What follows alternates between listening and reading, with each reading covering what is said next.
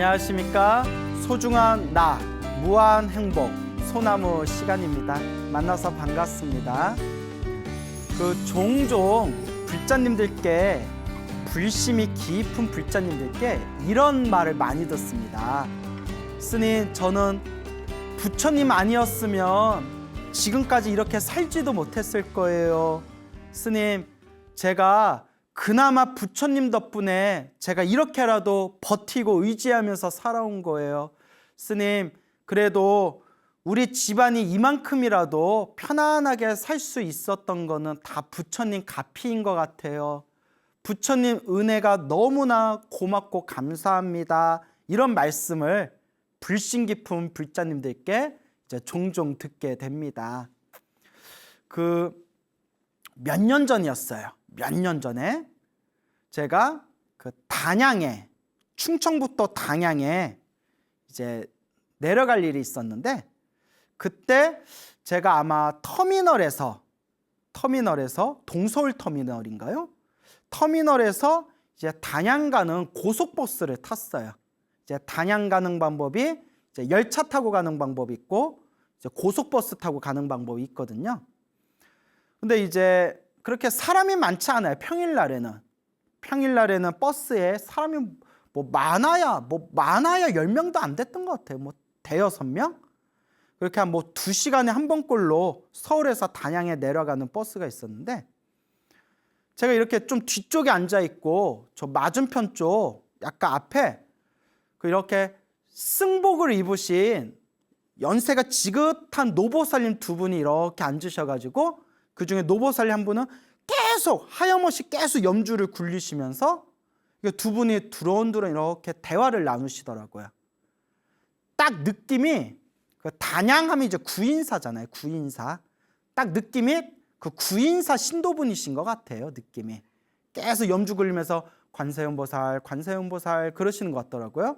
두 분 이렇게 이야기를 하시는데, 제가 이렇게 소리가 이렇게 은은하게 들리잖아요. 대화 소리가 들으려고 일부러 들은 건 아닌데, 이렇게 눈 감고 가만히 있는데 이렇게 들리잖아요. 노보살님 한 분이 우리 집이 이만큼 편안하고 우리 애들이 다 이만큼 잘 크고 다 이렇게 집안일이 잘 풀린 거는 다 우리 관세음보살님 덕분입니다. 관세음보살님 덕분에 우리가 이만큼이라도 잘 삽니다. 그런 말씀을 하시더라고요. 그러면서 젊었을 때부터 절에 다니시는 불자인데 이렇게 관세음보살 연부를 많이 하시면서 뭔가 그런 큰 내면의 가피를 체험하신 분인가 보다라는 생각이 들더라고요. 그래서 주변에 수많은 그런 불심이 지극하신 불자님들 이야기를 듣다 보면 한결같이 하시는 말씀이, 기도를 하고 연부를 하고 그런 큰 체험과 가피를 얻으면서 정말 힘들었던 일들, 답답했던 일들이 많이 풀려나가는 걸 실제로 느꼈고, 그리고 힘들고 괴로운 상황 속에서도 그 기도와 연불의 힘으로 꿋꿋하게 버텨나갈 수가 있었다. 정말 부처님 은혜는 헤아릴 수가 없다. 진심으로 고맙고 정말 감사할 뿐이다. 그런 말씀을 많이 합니다. 어느 불자님께 들은 이야기입니다. 불자님께 제가 직접 들은 이야기인데, 저 부산에 연세가 8순이 넘으신 불심이 깊은 그 노보살님이 계시대요. 연세가 8순이 훌쩍 넘으신 불심이 아주 깊은 그런 부산의 노보살님이 계시는데, 그분의 이야기예요. 그분께서 아버지가 있는데, 아버지가 또 옛날 사람이지 않습니까? 옛날 분. 옛날에는 좀 그런 일이 흔했죠. 지금은 상상도 못할 일이지만, 아버지가 마누라가 2명이 있었대요. 부인이 2명이 있었답니다. 와이프가. 그래서 본처인 조강지처가 있었고 또 나중에 또 이렇게 젊은 첩을 들였대. 첩. 그래서 조강지처하고 첩이 있었는데, 자기는 그 노보살님은 조강지처, 어머니가 조강지처, 본처라고 하죠. 첫 번째 부인의 소생이었대요. 그래서 조강지처인 어머니는 자기까지 이렇게 7남매가 있었대요. 이거 아이도 많이 나오셨다. 예, 그 금슬이 좋으셨나 봐요. 7남매가 있었고, 또 둘째 부인이었던 첩 부인도 애들이 여럿 있었대요. 애들이 여럿 있었답니다. 애를 많이 낳았네요. 애가 여럿 있었는데, 그러다 보니까 조강주처인 어머니가 마음의 상처가 크지 않았겠어요? 그 하나뿐이 없는 남편, 애를 7이나 낳았는데 첩 하나 구해가지고 밖으로 돌고 그러면 그 부인 입장에서, 본처인 부인 입장에서 얼마나 화딱지가 나겠어요. 마음의 상처가 있겠죠.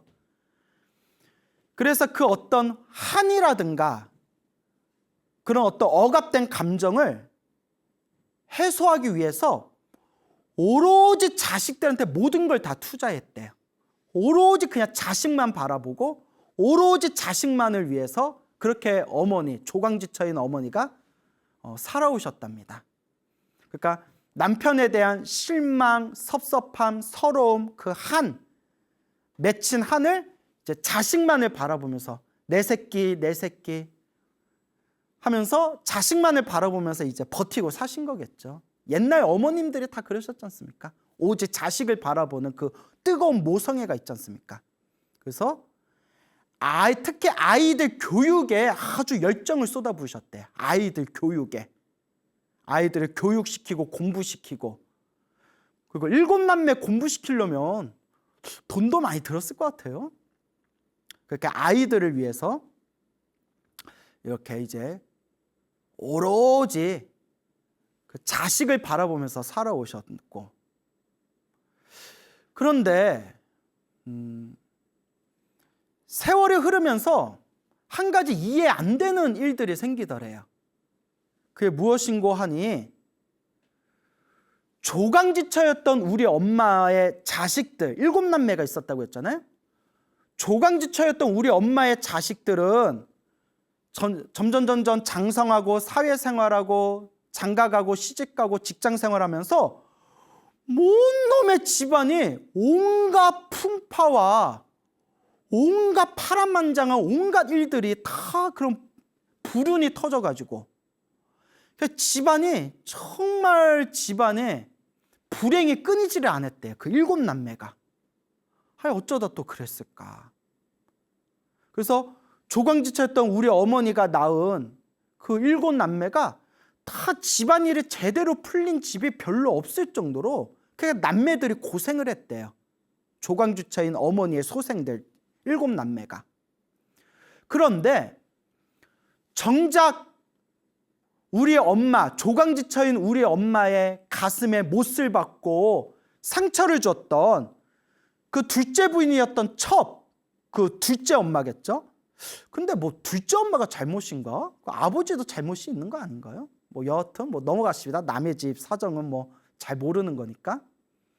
우리 엄마 가슴에 상처를 준 둘째 부인이었던 첩 출신인 저 둘째 엄마네 그 가정의 애들은 한결같이 잘 자라고 잘 크고 큰 별탈 없이 무탈하게 편안하게 다들 잘 먹고 잘 살더래요. 조강지처인 우리 엄마네 자손들은 자꾸 안 좋은 일들이 빵빵 터져서 정말 평지의 풍파가 일들, 그렇게 자꾸 불행한 일들이 막 생기는데, 둘째 부인이었던 첩이었던 저쪽 집의 애들은 너무나 애들이 잘 크는 거예요. 그러니까 이제 세월을 살아가면서 그게 자꾸 비교가 되잖아요. 근데 그게 너무나 속상하고 너무나 이해가 안 됐대요. 노보살님이.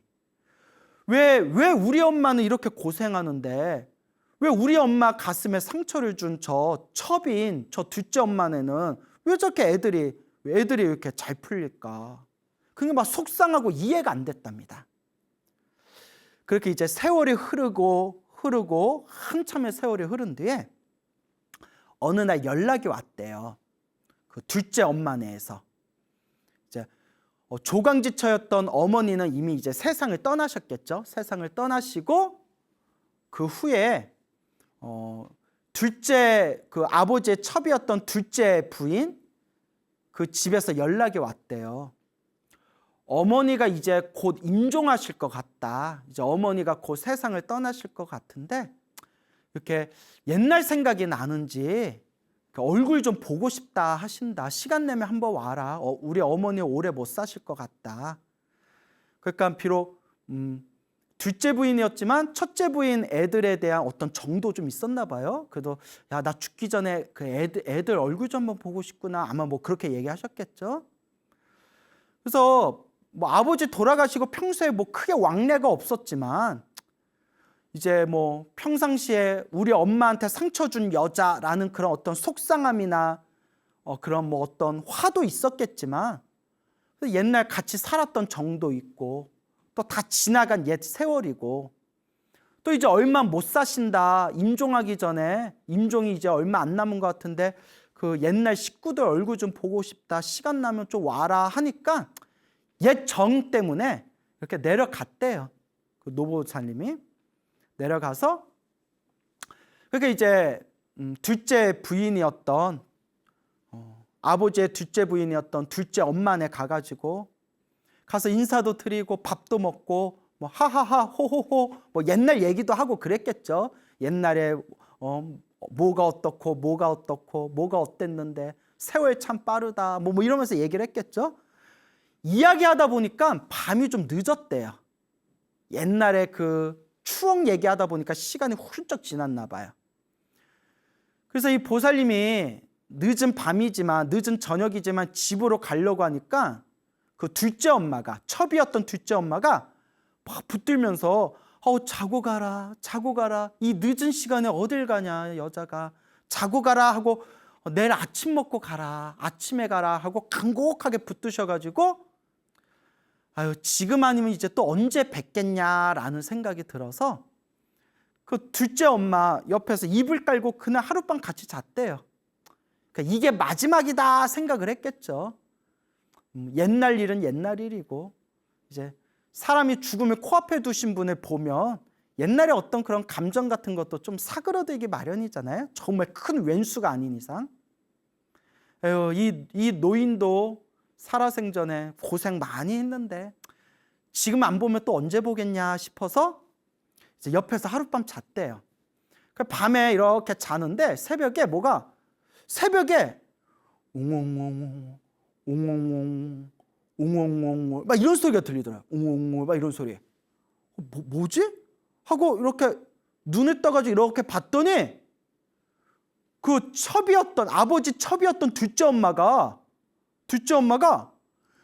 그 한밤중에 그 새벽에 그 몸도 아픈 몸으로 이렇게 이불 위에 이렇게 앉아가지고 하염없이 지장보살 계속 지장보살을 연불 하고 있더래. 지장보살을.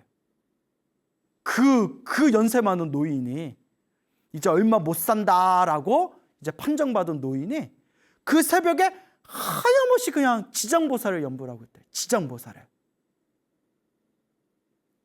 그때 옆에서 자고 있던 요 보살님이 부산의 보살님이 그분이 이제 불자니까 절에 다니면서 법문도 듣고 기도도 했던 불자니까 그때 무언가가 가슴을 딱 때리면서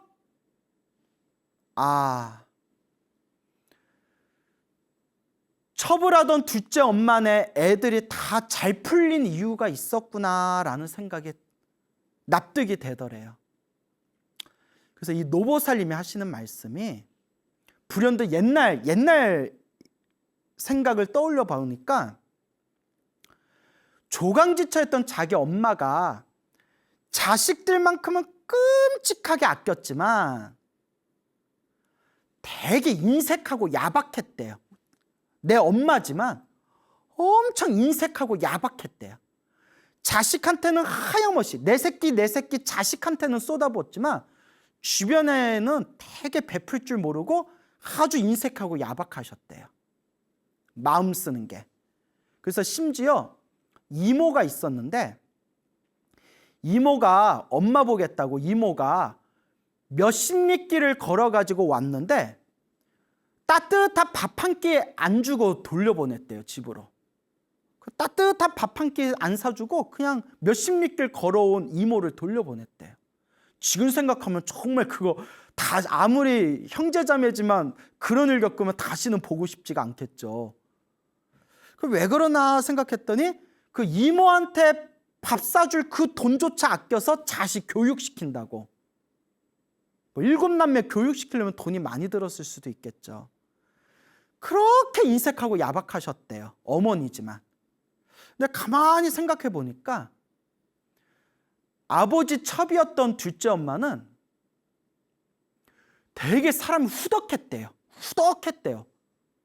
그래서 저 시장에서 국밥집을 했는데 국밥집을 하다 보면 막 일꾼들이 오고 하잖아요. 막 거친 막 지게 지고 거친을 하는 그런 일꾼들을 그 사람들이 이렇게 무시하고 하대를 했대요. 무시하고 하대해도 그 짐꾼들이 시장 그 국밥집에 와서 짐 내려놓고 뭐 그러면 그 사람들 다 손수 국밥을 두둑하게 그냥 뜨끈뜨끈한 국물에 밥을 퍼줘가지고 다들 그렇게 배불리 먹이고 주변에 그렇게 좀 덕을 많이 베풀었대요. 아, 사람이 좀 인덕이 있다 소리 들을 정도로 둘째 엄마가 덕을 많이 베풀었대요. 그러면서 느낀 게 저렇게 둘째 엄마가 저렇게 새벽마다 일어나가지고 평생을 우리 자식들 잘 되게 해주십시오. 자식들 잘 되게 해주십시오. 저렇게 평생 지장보살 연부를 하고 그렇게 젊었을 때부터 사람들 사이에서 인덕 있다라는 소리 들을 정도로 사람들한테 잘 베풀었으니 저 집안의 애들은 저렇게 별탈 없이 무탈 없이 일 없이 저렇게 저 집안의 자손들은 편안하게 살아가고 안타깝게도 남에게 야박하게 굴고 인색하게 굴었던 우리 엄마네 집안에 우리 자손들은 이렇게 자꾸 안 좋은 일이 터졌나 보구나 라는 생각에 그렇게 가슴을 딱 때리더래요. 이것도 그 부산의 보살님이 불교 공부를 오랫동안 하시고 부처님 법문 공부하시고 스님들 법문 듣고 스스로 기도하고 연부를 해봤기 때문에 그런 마음이 날 수 있는 거예요. 그때 당신이 정말 어떤 큰 경험을 하셨다라는 그런 이야기를 제가 건너서 전해 들었습니다. 그래서 그런가요?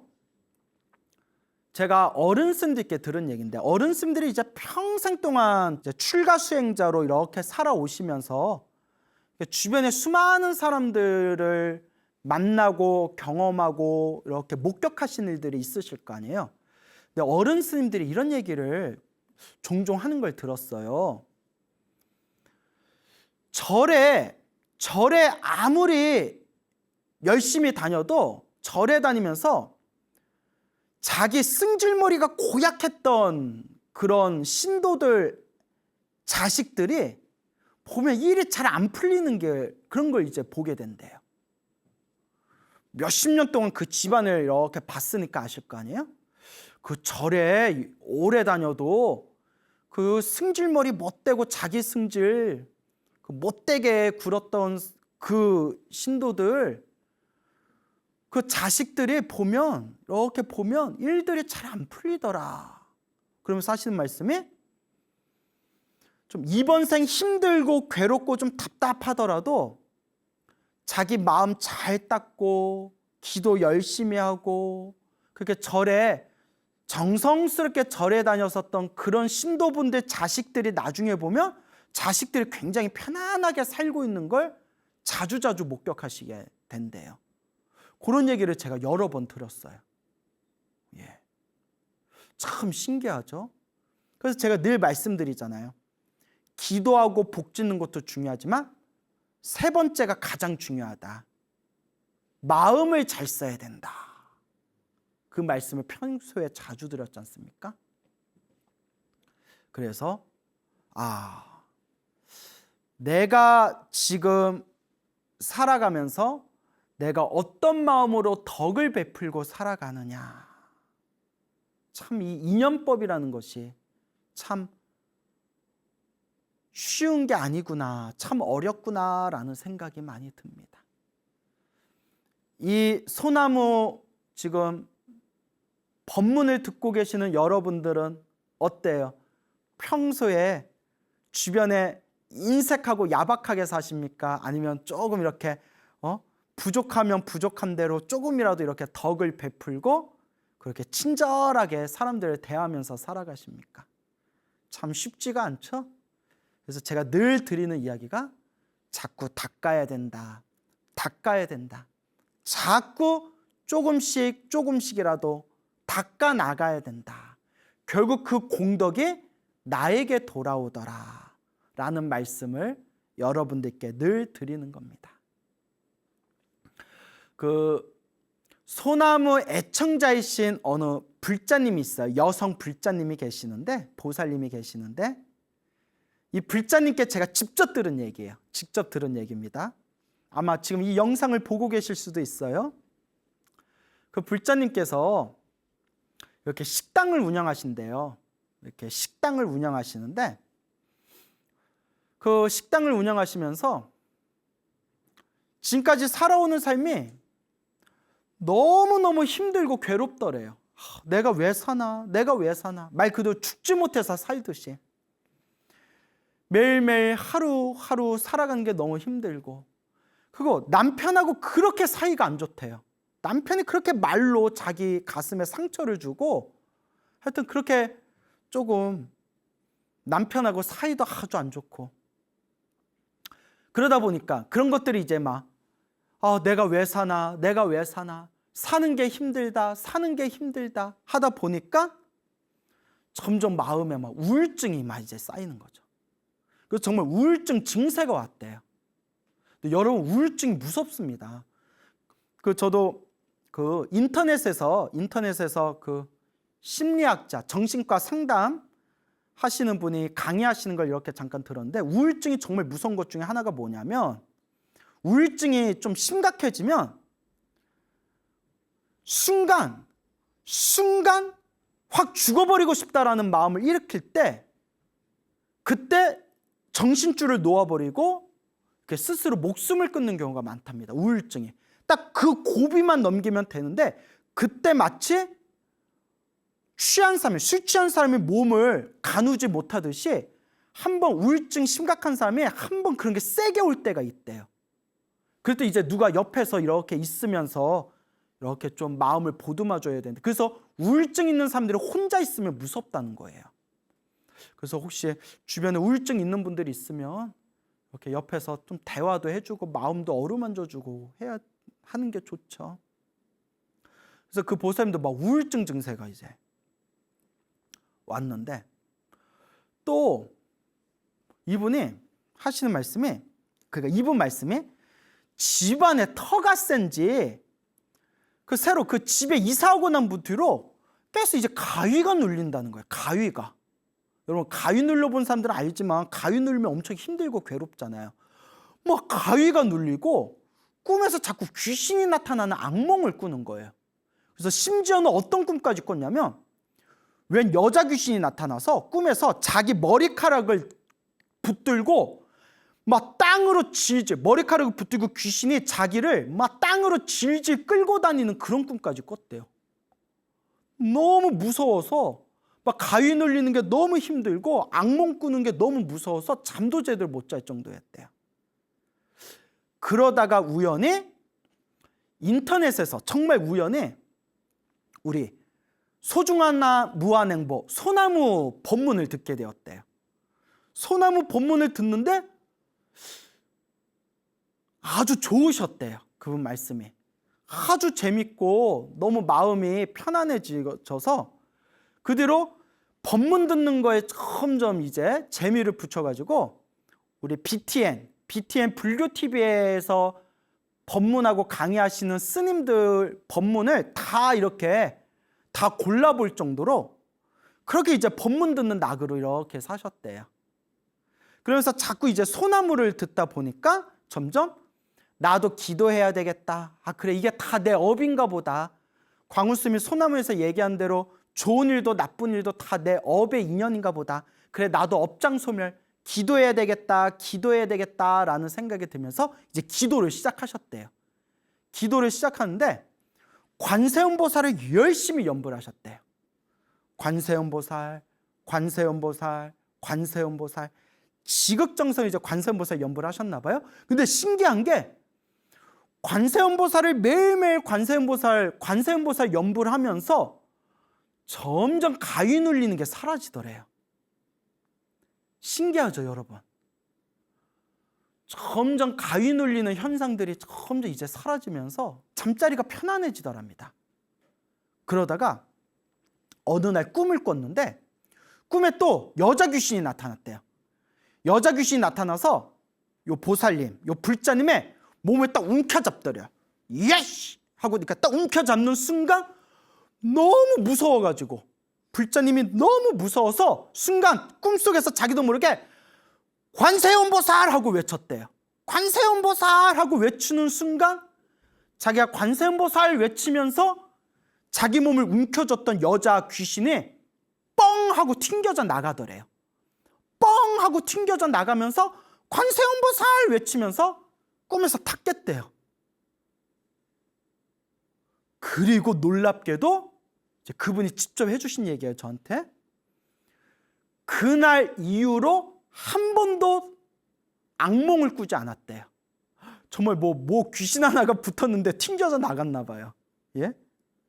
그래서 귀신 쫓아내려면 제사 지내라, 부적 써라, 그런 얘기들 많이 하잖아요. 간절하게 연불만 해도 이와 같은 엄청난 효과를 낼 수 있습니다.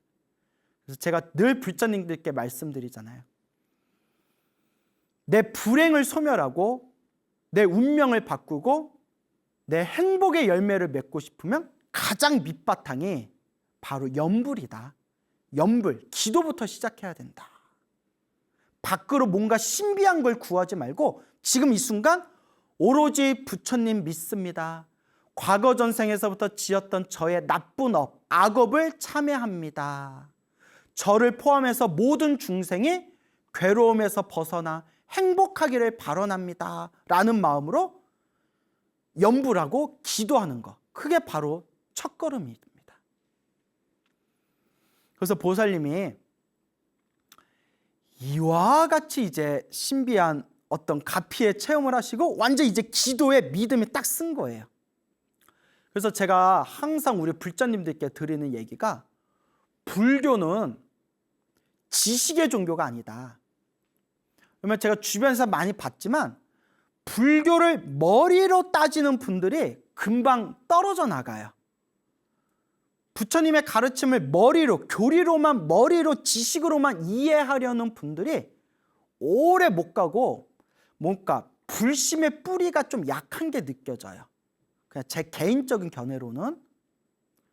근데 정말 간절하게 기도하고 연불해서 수행을 해서 뭔가 내면의 맛, 체험을 하신 분들은 좀 불교에 대한 지식이 모자르거나 부처님의 가르침에 대해서 조금 잘 모르는 부분이 있다 하더라도 그 부처님을 향한 그 불신만큼은 뿌리가 단단한 게 느껴져요. 왜? 내가 맛을 봤으니까, 내가 체험을 했으니까 그 뿌리가 단단한 게 느껴져요. 그래서 가장 좋은 거는 부처님 경전을 공부하면서 부처님 말씀에 의지하면서 연불하고 기도하는 게 제일 좋죠. 예. 어쨌거나 이 불자님이 이제 기도에 대한 확신이 딱 쓰면서 또 이제 신묘장구 대다라니 기도를 열심히 하셨대요. 신묘장구 대다라니 열심히 하셨는데 이분이 그래도 전생에 좀 닦은 게 있는 것 같아요. 느낌이. 신묘장구 다라니를 열심히 독송하는데 어느 날 꿈을 꿨대요. 어느 날 꿈에 눈앞에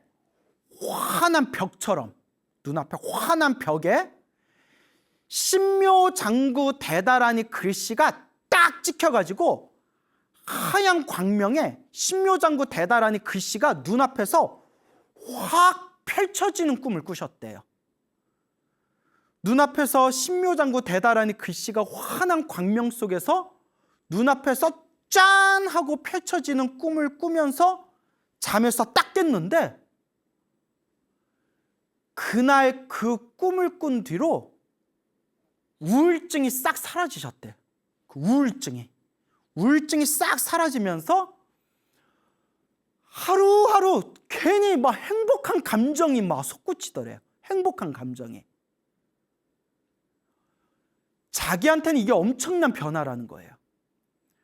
불법을 만나기 전에 소나무 법문을 듣기 전까지만 하더라도, 기도하기 전까지만 하더라도 하루하루 사는 게 괴롭고 힘들고 남편도 짜증나고 막 우울증이 생겼는데, 관세음보살 연부를 하면서 악몽이 사라지고 가위 눌리는 게 사라지고, 꿈에서 악귀한테 붙들렸을 때 관세음보살 외쳤더니 악귀가 떨어져 나가는 꿈을 꾸면서 그 뒤로 더 이상 악몽이나 가위를 더 이상 눌리지 않고, 그리고 신묘장구 대다라니를 열심히 독송하다가 눈앞에서 환한 광명으로 신묘장구 대다라니 글씨가 펼쳐지는 꿈을 꾸고 나서 그 우울한 증세가 싹 사라지고, 그렇게 하루하루가 괜히 뭐 으흐 하고 이렇게 행복한 감정이 밑바닥에서 이렇게 막 솟구치더래요.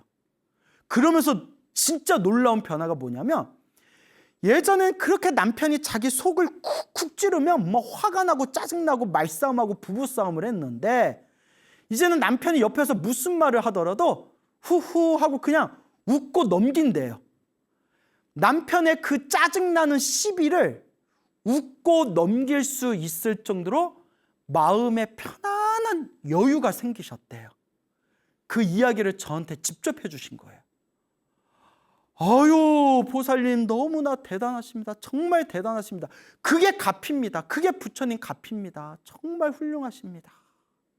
그래서 제가 보살님이 이렇게 기도를 하셔가지고 큰 가피를 체험하셔서 너무 좋지만, 훌륭하지만, 기도하다 보면 또 안 좋은 일이 생길 수 있고 나쁜 일이 생길 수 있고 좀 좋지 못한 인연이 닥칠 수도 있습니다. 그때도 흔들리지 말고 지금처럼 기도하시면 됩니다 했더니, 스님 제가 부처님과 기도에 대한 확신이 딱 생긴 것 같아요 라는 말씀을 하시더라고요. 그래서 제가 크게 칭찬을 드렸습니다.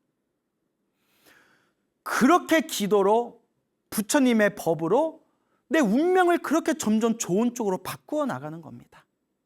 그렇게 내 삶의 방향을 어두운 그늘에서 따뜻하고 환한 양명한 곳으로, 내 인생의 발걸음의 그 에너지를 더 좋은 쪽으로 조금씩 바꾸어 나가는 겁니다.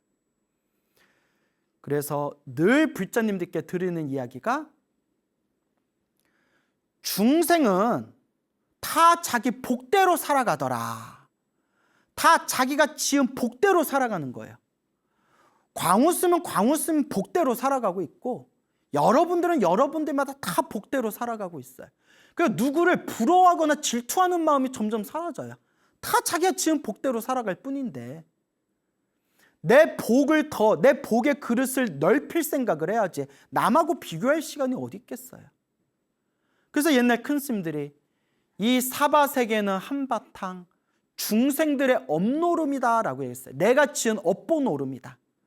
선업을 많이 지은 사람은 조금 더 행복하고 술술 살아갈 것이고, 악업을 많이 지은 사람들은 아무래도 내가 지은 업보대로 힘들고 답답한 삶을 살아가겠죠.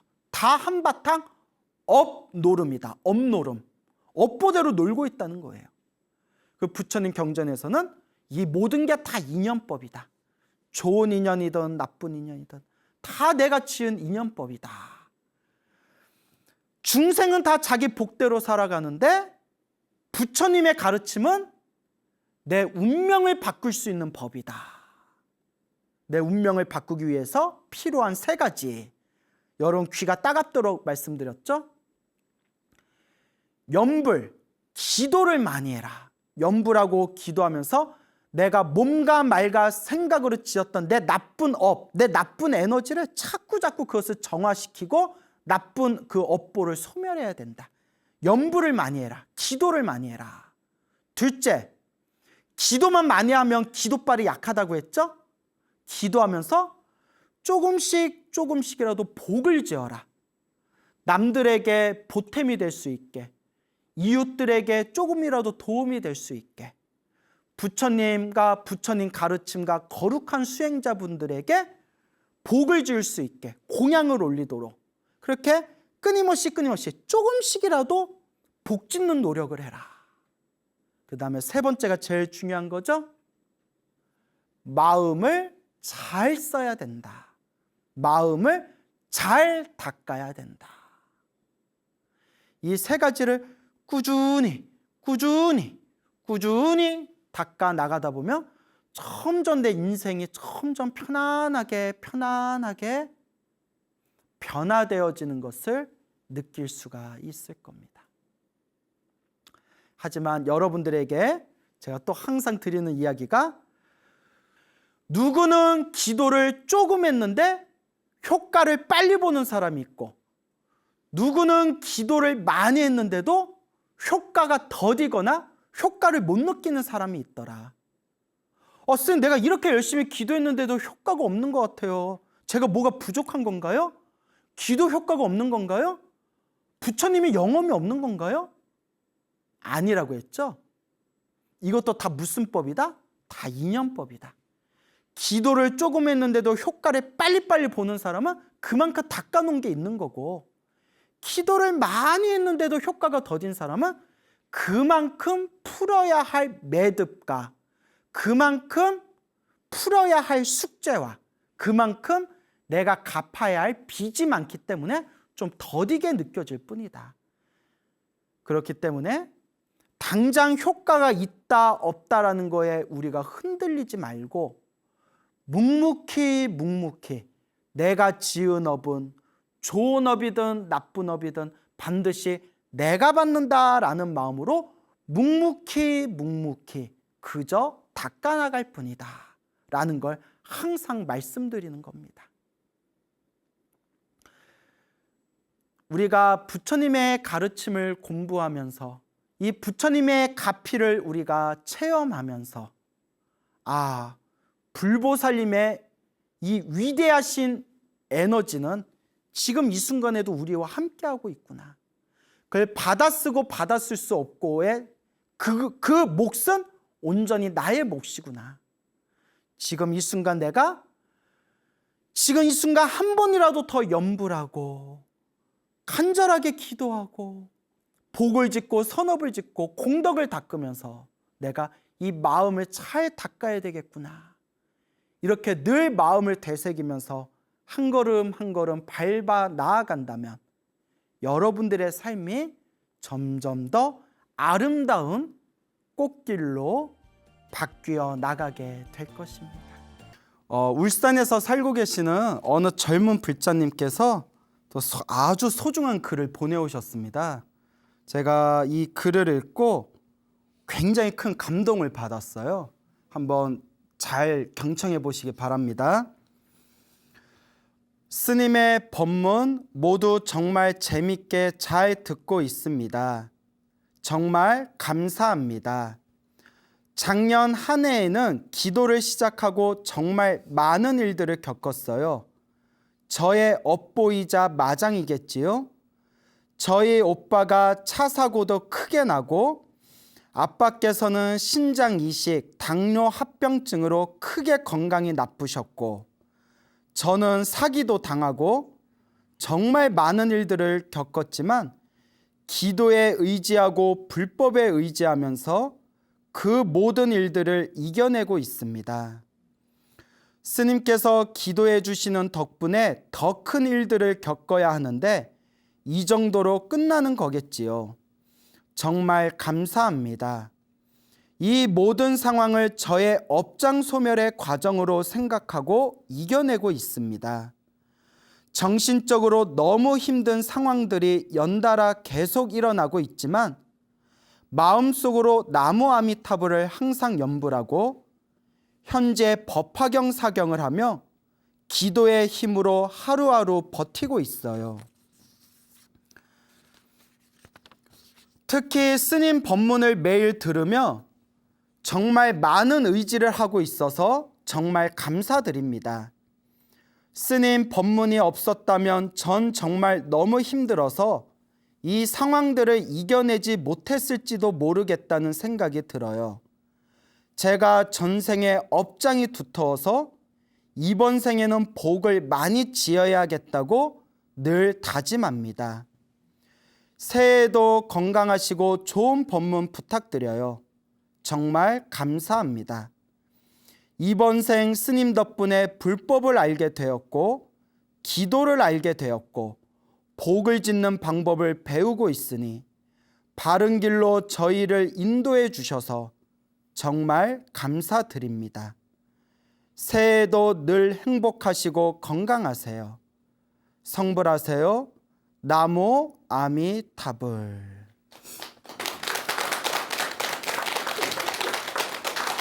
자, 어떻게 편지의 내용 잘 경청해 보셨죠? 네. 그 짧은 편지였지만 제가 감동받았던 게 뭐였냐면 이 젊은 불자님이 이제 기도를 시작했잖아요. 네. 열심히 기도를 시작하고 또 소나무 법문도 들으시고 또 법화경사경도 하시고, 근데 작년 한 해 오빠가 큰 차 사고 나고 그 아버지가 뭐 신장 이식 받으시고 당뇨 합병증까지 있으셔서 크게 건강이 나빠지셨고 그 자기는 사기까지 당하고, 이런 상황이면 웬만한 사람들은 절에 안 다닐지도 몰라요. 그렇죠. 저 그런 분들 많이 봤거든요. 평생 절에 다니다가 갑자기 힘들고 안 좋은 일이 딱 생겨버렸더니 그 자리에서 이제 절을 불교를 딱 끊는 사람도 있고, 내가 이렇게 절에 열심히 다니고 이렇게 쌀도 많이 올리고 이렇게 초도 많이 올리고, 그런데 결과는 이게 뭐야? 사실 이런 마음이 우리 중생심이거든요. 우리 중생들의 마음입니다. 그래서 제가 항상 소나무를 통해서 그런 분들에게 꼭 당부드리고 싶었던 얘기가, 결코 우리의 기도와 선업과 공덕은 허투루 사라지지 않는다. 열심히 수행을 했는데도 나쁜 일이 생기는 것, 안 좋은 일이 생기는 것은 내 업장이 소멸하는 과정일 뿐이다. 내가 지은 업은 반드시 내가 받아야 된다. 좋은 업이든 나쁜 업이든 다 내가 받고 있는 과정이고, 기도를 열심히 했는데도 나쁜 일이 생기면 그거는 업장, 내 업보가 소멸하면서 크게 받을 걸 작게 받는 하나의 과정이라고 생각해라 라고 누누이 말씀을 드렸습니다.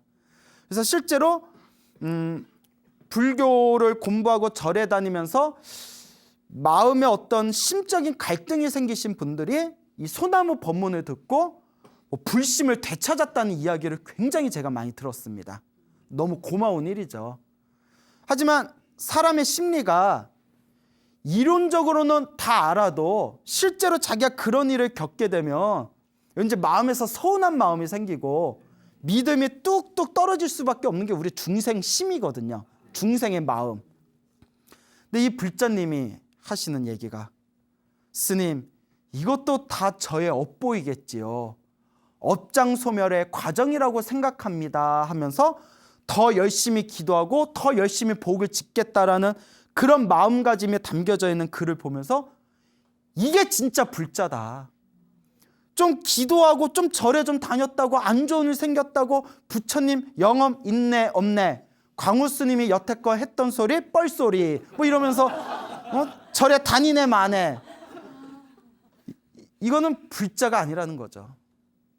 제가 항상 하는 얘기, 불자가 아니라 뭐다? 불자. 불자다. 훅 불면 날아가는 불자다. 그래서 이분이 보내오신 편지를 보면서 이분은 정말 마음에 확고하게 마음에 기준이 딱 섰구나, 불법의 어떤 믿음의 기둥이 딱 세워졌구나라는 그런 느낌을 받았습니다. 그래서 우리 편지를 보내오신 우리 불자님께 꼭 이 방송을 보고 있다면 드리고 싶은 얘기가, 당신의 말이 옳다. 그대가 나에게 보내준 그 편지의 그 이야기가 그대로이다. 기도를 하면서 안 좋은 일이 생긴 것은 지금 무엇이 소멸하고 있는 과정이다?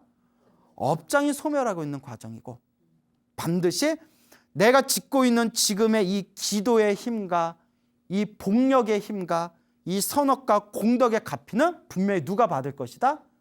내가 받을 것이다 라고 꼭 방송을 통해서 말씀을 드리고 싶습니다. 그래서 우리 불자 여러분들, 이미 제가 수없이 얘기해서 아마 귀에 딱지가 붙었을지도 몰라요. 항상 드리는 얘기지만 좋은 일도 나쁜 일도 누가 지은 업이다? 내가 지은 업이고, 좋은 일이 생기면 좋은 일이 생긴 대로, 나쁜 일이 생기면 나쁜 일이 생긴 대로 다 누가 받아야 할 업이다? 내가 받아야 할 업이다. 기도를 열심히 하고 수행을 열심히 했는데도 나쁜 일이 생기는 것은 무엇이 소멸하는 과정이다? 내가 지었던 전생의 업장이 소멸하는 과정이고, 크게 받을 것을 어떻게 받고 있는 거다? 작게 받고 있는 하나의 수행의 과정일 뿐이다. 그러니 결코 마음 흔들려 하지 말고 인과 업보를 철저히 믿으셔야 됩니다. 내가 지은 업은 반드시 내가 받습니다. 가스레인지에 물을 끓이면 물은 끓어오를 수밖에 없습니다. 그와 같이 내가 지은 어떤 조건에 의해서 그러한 결과를 만들어냈을 뿐입니다. 좋은 일도 나쁜 일도 결코 허공에서 뚝 떨어진 게 아니라 철저히 내가 뿌린 씨앗을, 내가 열매를 맺었다는 마음으로 나쁜 일이 생기면 나쁜 일이 생길 때마다 오히려 더 열심히 이 두꺼운 업장을 내가 녹이겠노라. 마음을 닦는 마음으로 꾸준히 기도하고 선업을 짓고 공덕을 쌓는 이 불자의 삶을 살아야 된다라는 것을 꼭 명심하시길 바랍니다. 알겠죠? 네. 소나무가 해외에서도 많이들 보신대요. 그런 연락을 많이 받아요. 일본에서도 보시고, 미국에서도 보시고, 캐나다에서도 보시고, 런던에서도 보시고. 더 할까요? 그만할게요. 많이들 보신대요. 예. 자, 그런데 일본에 어느 불자님이 계시는데요. 어느 중년의 여성 불자님이 계시는데 소나무의 완전 광팬입니다. 그 인터넷 동영상으로 항상 보신대요. 그분의 인생의 낙이 소나무 듣는 거랑 법화경 사경하는 게 인생의 낙이시래요. 대단하죠? 그래서 그분이 이제 일본에 계시고, 그분한테 이제 언니 두 분이 계신데, 언니 두 분이 한국에서 살고 계세요. 한국에 살고 계시는데, 그분들이, 이 언니 두 분도 절에 다니긴 다니시는 분이었는데 기도나 이런 건 전혀 모르거나 관심이 없으세요. 그러니까 부처님 오신 날에 등다는 그런 신도들 있잖아요. 절은 오래 다니셨는데 딱히 기도하는 법도 모르고 왜 기도를 꼭 해야 되는지도 잘 모르시는 그런 두 분의 언니 불자님들이 계셨는데, 일본에 계시는 이 동생 되는 보살님이 그 언니들한테 계속 잔소리를 했대요. 소나무 좀 봐라. 광우스님 법문 좀 들어봐라. 그 법화경 사경 좀 해라. 기도 좀 해라. 그 잔소리를 했대요. 그래서 알겠다 하다가 얼마 전부터 이제 기도를 좀 하셨나 봐요. 법화경 기도를. 근데 그 두 분 언니 분께서 화계사에 찾아오셔서 당신들 가피 받으셨다고, 완전 가피 받으셨다고, 너무 부처님께 감사드린다고, 그런 부처님에 대한 감사의 뜻을 이렇게 비추시더라고요. 그 연세가 가장 지긋하신 보살님이 몇 년 전에 백내장 수술을 받으셨대요. 백내장 수술을 받으셔서 얼마 전부터 자꾸 눈이 침침하시더래요. 눈이 너무 침침해가지고 그냥 노안이겠거니 생각을 하셨대요. 백내장 수술을 받았었으니까 노안이겠거니 생각을 하다가 법화경을 사경하는데, 법화경 사경을 할 때 글씨가 안 보이더래요. 뭐 보여야 사경할 거 아니에요. 베낄 거 아니에요. 글씨가 깜깜하니 안 보이시더래요. 막 2개로도 보이고 3개로도 보이고 글씨가 안 보이고, 왜 이런가 하다가 너무 답답해서 병원을 가셨대요. 병원을 딱 갔더니 검진 결과가 녹내장이었대요. 녹내장이 잘못하면 실명까지 있잖아요. 늦으면 큰일 날 뻔했다고, 제때 오셨다고. 그래서 보살님께서 너무 고마우면서 제가 법화경 사경 안 했더라면 노안인 줄 알고 그냥 있었을 거 아니냐고. 그러다가 정말 녹내장이 심해져가지고 엄청 큰 건강에 손실을 볼 뻔했는데 법화경 사경하다가 무엇을 발견했다? 녹내장을 발견했다. 너무 감사하다는 거예요. 그리고 또 이제 그 두 번째 되시는 또 보살님은 그분도 법화경을 사경하시는데 하루에 막 시간 날 때마다 몇 시간씩 사경을 하셨대요. 그런 분들이 뭐 하나 꽂히면 또 열심히 하시나 봐요. 그러다가 어느 날 차를 타고 도로를 달리고 있는데 도로를 달리다가 큰 사고가 날 뻔했대요. 큰 사고가 날 뻔해가지고 그래서 교통사고가 이제 생겨서 그 전문가를 불러서 차를 이제 그걸 이제 끌고 이제 치워야 되니까 그 차를 폐차를 시켰답니다. 폐차를 시켰는데 전문가가 보더니 으아 이러더래요. 왜 그러니까 지금까지 자기 경험상에 의하면 정말 큰 사고가 났어요 상황이라고. 그런데 아무도 다친 사람이 없는 건 기적이라고. 와 정말 이건 기적입니다. 정말 운이 좋으셨습니다 이러더래요. 그래서 그 보살님이 아무리 생각해도 누구의 갚인 것 같다? 부처님의 갚인 것 같다라고 너무나 감사하다라고 얘기를 하시더라고요.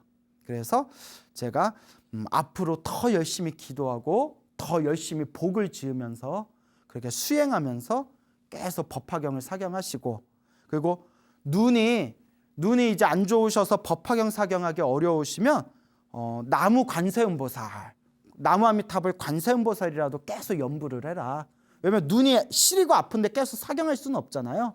그래서 연부를 해도 다 효과는 똑같으니까 나무아미타불 관세음보살이라도 열심히 하셔라라고 제가 신신당부에 말씀을 드렸습니다.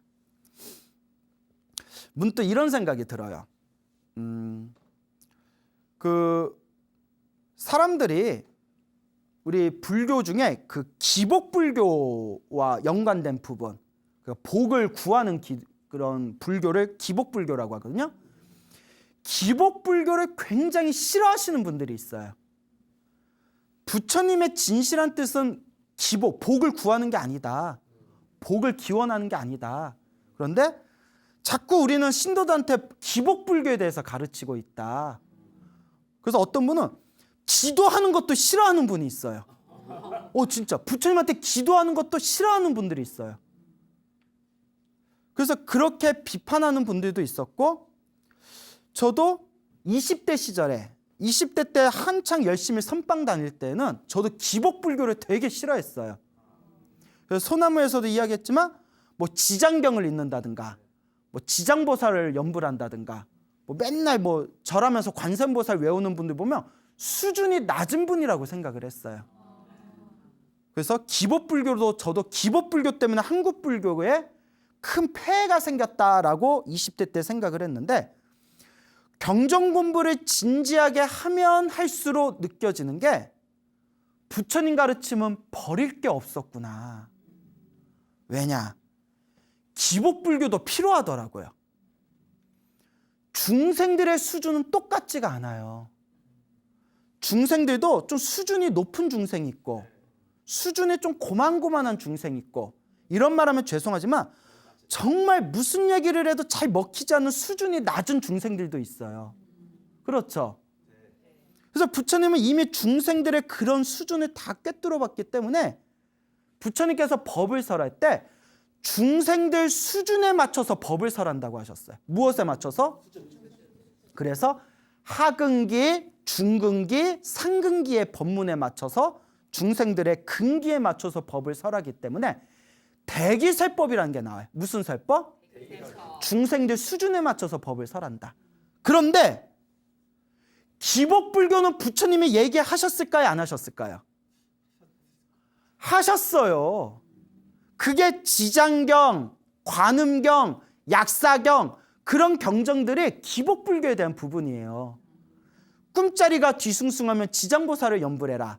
죽은 사람이 자꾸 보이면 천도제를 지내라. 힘들고 괴롭고 답답하고 막 어떤 큰 절벽 같은 인생의 절벽을 만나서 어찌할 수 없을 때 지극한 마음으로 관세음보살을 외워라. 몸이 아프고 힘들고 일이 안 풀리면 약사열애를 불러라. 이게 기복불교예요. 그러면 부처님은 왜 팔만대장경에 지장경이니 약사경이니 관음경이니 이런 기복불교에 대한 가르침을 왜 설했을까요?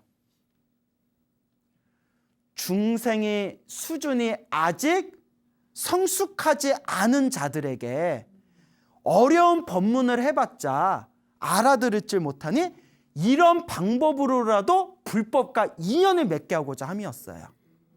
무슨 말인지 알겠습니까? 중생이 지혜가 열리지 않는 이유가 전생의 업이 두꺼워서 그렇대요.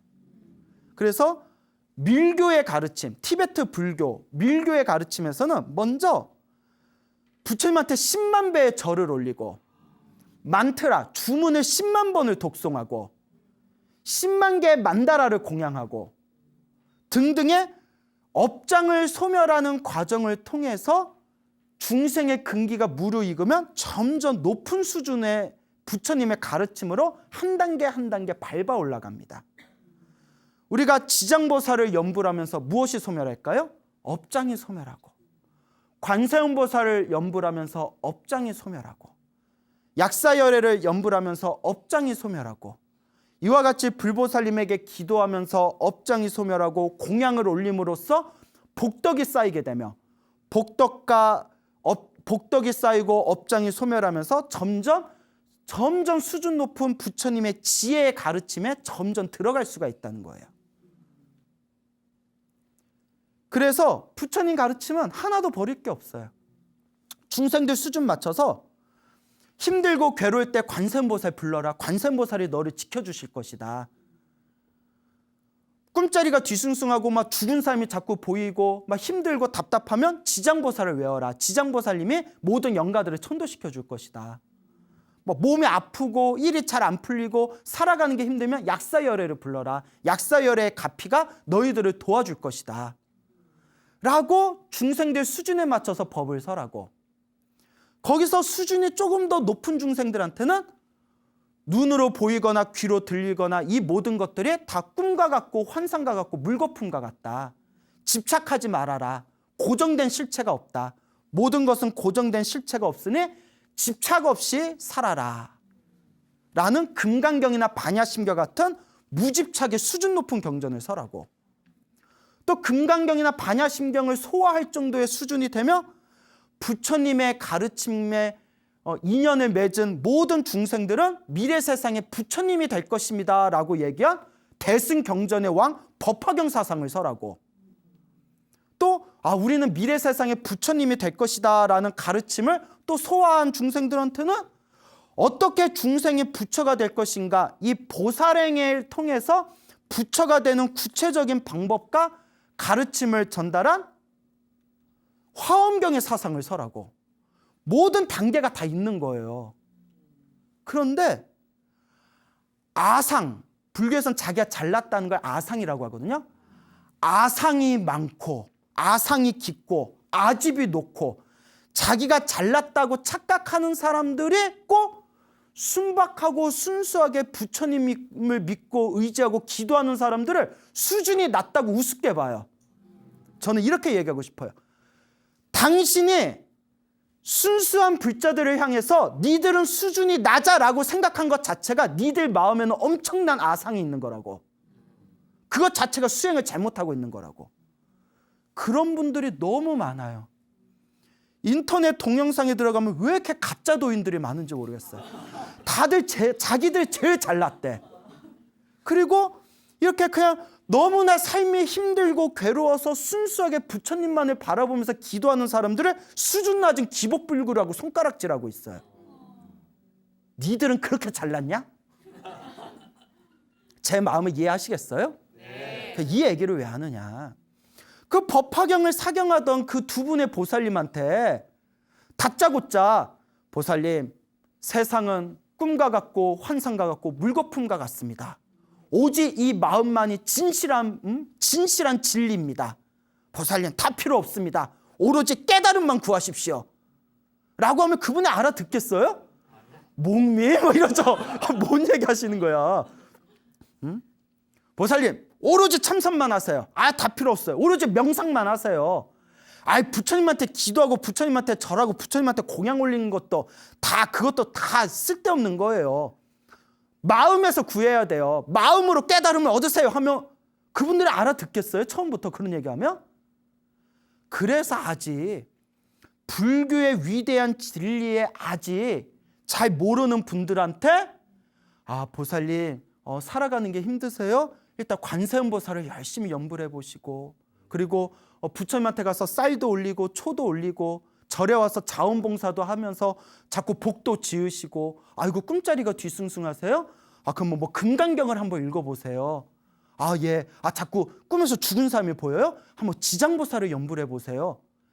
이러한 과정을 통해서 점점 부처님의 가르침과 인연을 맺고 맺으면서 수준이 부처님의 진리의 가르침을 이제 받아들일 그릇이 점점 커지면 그때부터 금강경 사상도 가르쳐주고 법화경 사상도 가르쳐주고 열반경 사상도 가르쳐주고 마지막에는 우리 마음이 진짜 부처입니다 라는 가르침으로 다 단계가 있는 거예요.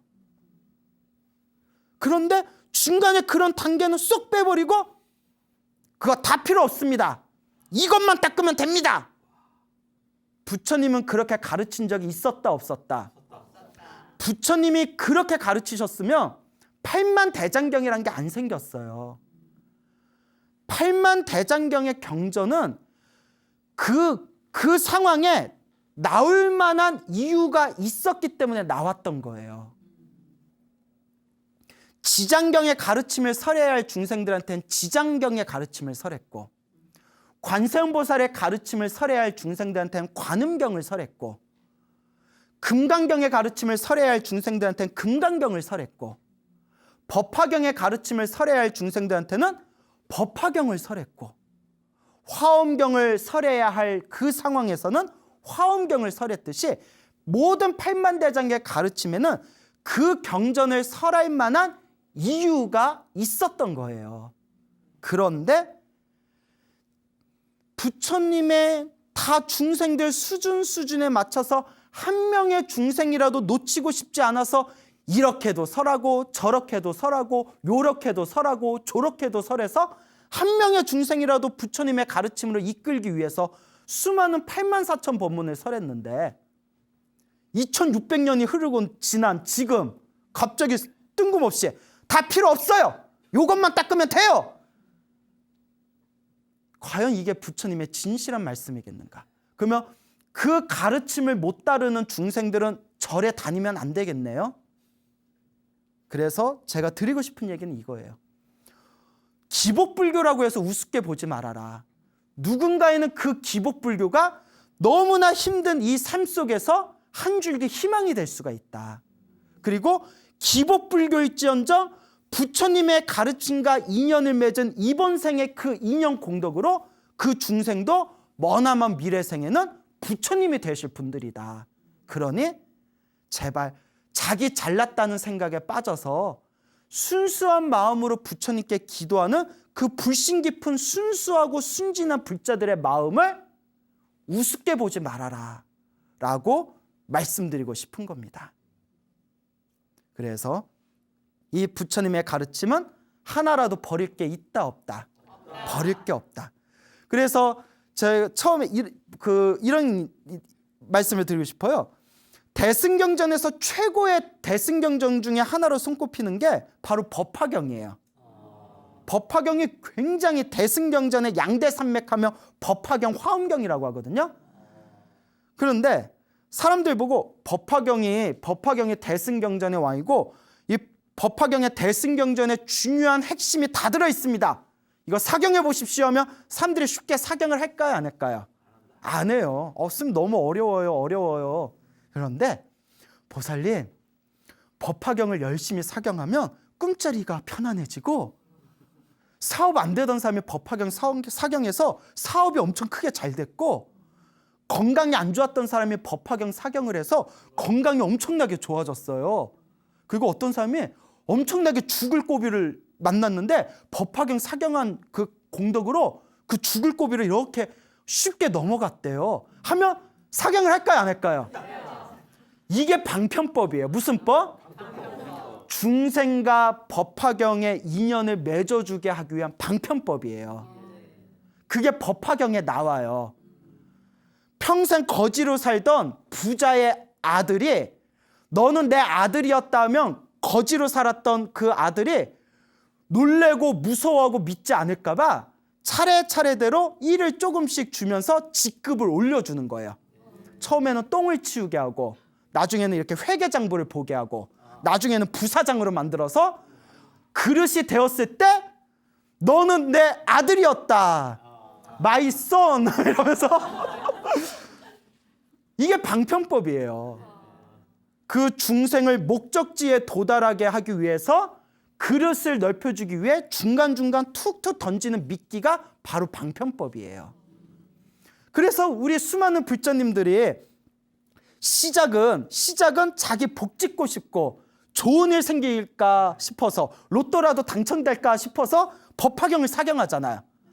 사경하다 보면 결국 부처님의 최고의 가르침이 담긴 법화사상을 조금이라도 맛볼 수 있는 인연을 심게 해주는 거예요. 이게 바로 시작은 미약했으나 끝은 창대하리라. 이거 표절인 것 같은데요? 이거 저쪽에서 미안하네요. 막 갖다 써서. 그러니 여러분, 이 불교의 방편법을 우습게 보지 마세요.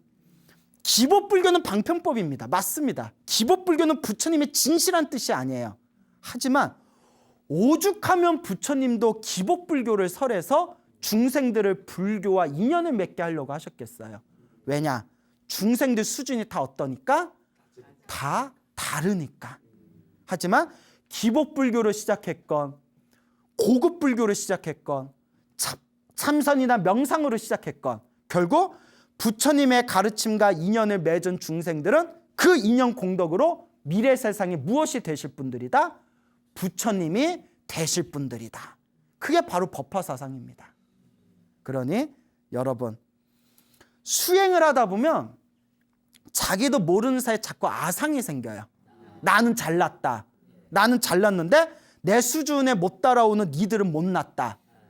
원효 스님은 이미 그런 마음 자체가 보살로서의 계율을 깨트린 거라고 해요. 나는 잘났고 너는 못났다는 생각 자체가 보살의 계율을 깨트린 것이다. 원효 스님의 저서에 나옵니다. 그러니 다시 한번 말씀드리고 싶은 얘기가 이 세상에 무시받을 사람이 있다 없다? 없다. 기법불교라고 무시하면 된다 안 된다? 안 된다. 기법불교라는 얕은 가르침에서 시작했지만 그 하나의 씨앗이 언젠가는 세상을 덮을 수 있는 진리의 큰 나무로 자랄 수 있다는 것을 우리가 결코 놓쳐서는 안 됩니다. 그래서 하도 이런 부분에 대해서 이러쿵저러쿵 말들이 많아서 하도 답답해서 제가 오늘 드린 말씀입니다. 이 방송을 혹시 보고 계신 분들이 계시다면 내가 잘났다, 기복불교를 하는 너희들은 못났다라는 그 생각부터 깨트려야 된다는 것을 꼭 염두에 두시기 바랍니다. 부처님 가르침은 하나도 버릴 게 없습니다. 다만 수준 따라 설하셨을 뿐입니다. 내 수준이 높아진 만큼 부처님의 가르침을 닦으면 그만일 뿐입니다. 그러니 허망한 것에 우리가 집착할 필요는 없습니다. 알겠죠? 네. 자, 그러면 기복불교가 왜 좋냐? 소나무 광팬이 어느 노보살님이 계세요. 아주 나이가 지긋하신 노보살님인데 항상 그 허리 디스크 기운이 있어 허리가 아프시고 평소에 위가 그렇게 안 좋으셨대요. 그래서 일상생활에도 그렇게 몸이 좀 불편하셨는데 이분께서 항상 소나무 법문을 들으면서 매일매일 관세음보살을 연불 하신대요. 무엇을 연불 하신다? 매일매일 관세음보살을 매일매일 연불을 하셨는데 어느 날 꿈을 꾸셨대요. 관세음보살 연불하다 이렇게 잠이 드셨는데 꿈에 웬 여자가 나타났는데 변기통 있죠, 변기통. 요강 같은 변기통.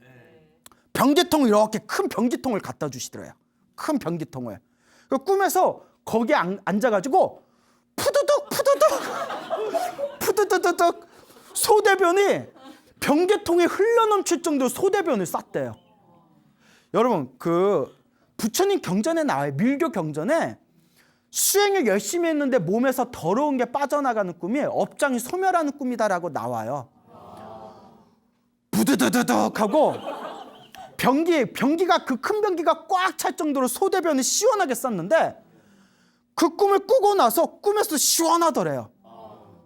꾸고 나서 잠에서 딱 깼는데 그 뒤로 그토록 괴롭혀던 위장병이 싹 사라졌대요. 누구는 관세음보살님을 생각하면서 관세음보살 연부라는 게 기복불교라고 욕하는 사람이 있지만 누구는 지극한 마음으로 관세음보살을 연부를 해서 이와 같은 값이 받은 삶의 큰 희망을 얻으신 분들이 분명히 있다는 걸 간과해서는 안 됩니다. 부처님과 보살님의 가피는 분명히 있습니다. 그리고 지금같이 중생의 업장이 두꺼운 시대일수록 자기 힘으로 수행하기에는 굉장히 수행하기가 힘든 시절이 바로 이 말법 시대입니다. 그래서 분명히 부처님의 대승경전에서도 말법 시대일수록 누구의 가피에 의지해야 된다? 부처님과 보살님들의 가피에 의지해야 된다라고 분명히 설하고 계십니다. 그런데 여러분들도 힘들고 괴롭고 답답할 때 의심하지 마세요. 부처님을 믿고 보살님을 믿고 오직 기도하면서 끊임없이 선업을 지어 나가신다면 여러분들 삶을 점점 아름다운 불보살의 가피의 삶으로 변화시킬 수가 있을 것입니다. 알겠죠? 네. 제가 얼마 전에 너무나 감동적인 이야기를 들었어요. 세상은 정말 신비로 가득 찬 것 같아요. 영어 써도 돼요? 네. 판타지. 아는 게 이것까지예요. 네, 판타지예요. 네, 판타스틱해요. 너무나 감동적인 얘기를 들었어요. 약 5년 전쯤에 그 금강경 강송대회라고 있어요. 그러니까 부처님의 금강경 사상을 불자들한테 널리 홍보하려고 저 탄어박물관이라는 곳에서 탄어박물관을 해서 금강경 강송대회라고 해가지고 금강경 통째로 외워야 되는 시험이에요. 금강경을 통째로 외우고 또 이제 금강경 이렇게 이제 필기 시험도 보고 그 금강경 강송대에 거의 뭐 90명, 100명 가까이 사람들이 대회에 모였는데 거기에 최우수상을 받으신 노 거사님이 계세요. 성함이 저 제주도에 사시는 고수영이라는 거사님이시래요. 고수영 거사님. 이게 이제 그 불교신문에 나온 거라서 제가 이렇게 실명을 대는 겁니다. 평소에 방송에서는 실명은 안 되는데 이 고 거사님이 금강경 강송대 최우수상을 받으셨는데 그분이 금강경과 인연을 맺게 된 그 이야기가 너무 감동적인 거예요. 판타스틱해요. 아는 게 여기까지예요. 이분이 정년퇴임을 하시고 자그마한 사업을 하셨대요. 사업을 했는데 사업이 너무 힘드셨대요. 그리고 엄청나게 스트레스를 받으셨대요. 너무 이제 스트레스도 받고 성격이 또 작은 거에 집착하는 성격이셨대요. 좀 자꾸 작은 거에 집착하고 사업에 막 스트레스 받고 너무 신경을 쓰다가 몸이 너무 건강에 한 번 휙 가셨대요. 걷기가 힘들 정도였대요. 병원에 갔더니 담도암 4기. 몇 기? 4기. 그 담도암이 또 치료도 잘 안 된다면서요. 그때 4기래요. 검진 결과 몸에 너무 많이 암이 전이 돼가지고 수술조차 받지 못했대요. 의사한테 3개월 시한부를 판정받습니다. 이럴 때 의사들은 흔히 그래요. 도저히 방법이 없으면 솔직하게 그런답니다.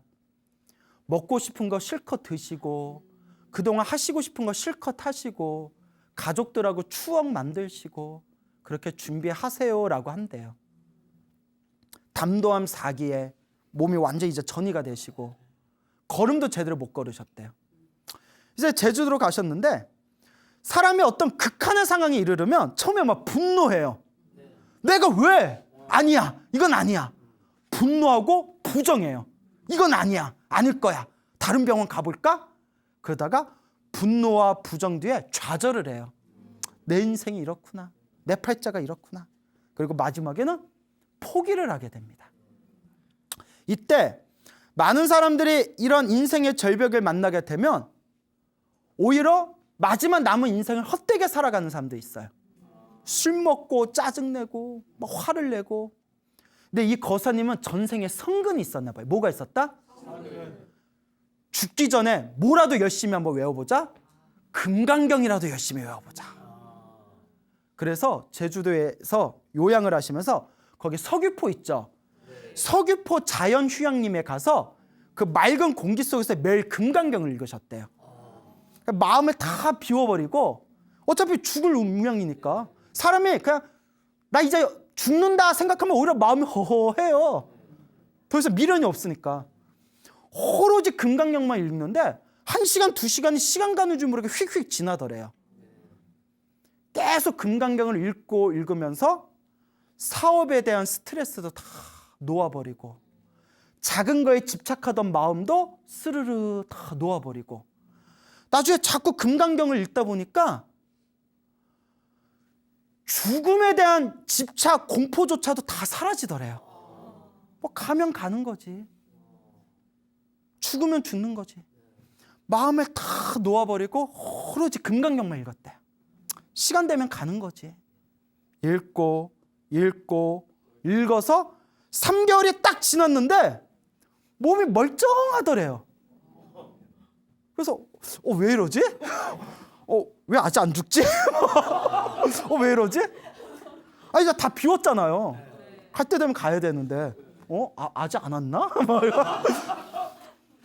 병원을 갔는데 이미 결과는 다 눈치챘을 거예요. 의사가 이건 기적입니다. 이건 기적입니다. 암이 완전히 사라진 거예요. 지금도 제주도에서 살고 계시대요. 그래서 너무나 부처님께 감사해서 금강경 사경을 108번을 했대요. 108번을 베꼈대요. 금강경 아시는 분은 알겠지만 양이 적지는 않아요. 그걸 108번을 사경하고 그 뒤에 300번을 읽었대요. 그래서 금강경을 만나 모든 걸 놓아버리고 오로지 기도만 하니 이와 같은 제2의 인생을 살게 되었습니다라는 그런 아름다운 불자님의 가피 이야기를 얼마 전에 알게 되었습니다. 여러분 사실 뭐 불교를 믿는다고 암이 사라지거나 그런 건 아니에요. 뭐 불교를 믿는다고 죽을 병이 사라지고 그런 건 아니에요. 다만 중요한 것은 죽음 앞에서도 더 이상 죽음에 흔들리지 않고 죽음조차도 모든 집착을 내려놓고 온전하게 부처님께 의지해서 기도하고 수행하고 마음을 닦을 수 있었다는 그 마음가짐이 진정한 불자의 모델이 아닐까라는 생각을 곰곰이 해보았습니다. 여러분 힘들고 괴로울 때 좌절하거나 너무 슬퍼하지 마세요. 안 될 일은 어차피 안 돼요. 될 일은 어차피 돼요. 우리에게 필요한 거는 된다 안 된다도 그냥 놓아버리세요. 그리고 부처님만 믿고 한번 기도해 보세요. 불보살의 가피가 여러분들을 행복의 길로 이끌어 줄 것입니다. 우리가 살아가면서 좋은 일이 생길 때도 있고 나쁜 일이 생길 때도 있죠. 네. 좋은 일이 생기고 나쁜 일이 생길 때마다 우리 중생의 마음은 끊임없이 흔들리고 있습니다. 좋으면 내 탓, 나쁘면 네 탓, 뭐 조상 탓. 끊임없이 우리 마음이 흔들리고 이 기복에 의해서 감정 기복에 의해서 항상 마음이 불완전한 게 바로 우리 중생의 어떤 상태라고 할 수가 있죠. 그동안 소나무를 통해서 개인적으로 힘들고 괴로움을 겪으셨던 분들이 기도를 한다거나 뭐 연불 혹은 복을 짓고 공덕을 쌓아서 아주 훌륭한 가피를 받으신 그런 불자님들의 이야기를 자주자주 들려드렸습니다. 그래서 많은 불자분들께서 스님 소나무를 통해서 굉장히 큰 희망을 얻었습니다. 또 스님 소나무를 통해서 굉장히 큰 효과를 보았습니다. 스님 저도 부처님의 가피를 입었습니다라는 수많은 연락을 지금도 받고 있습니다. 그래서 이런 불자님들의 소중한 이야기를 들을 때마다 와, 진짜 부처님 가피가 있구나.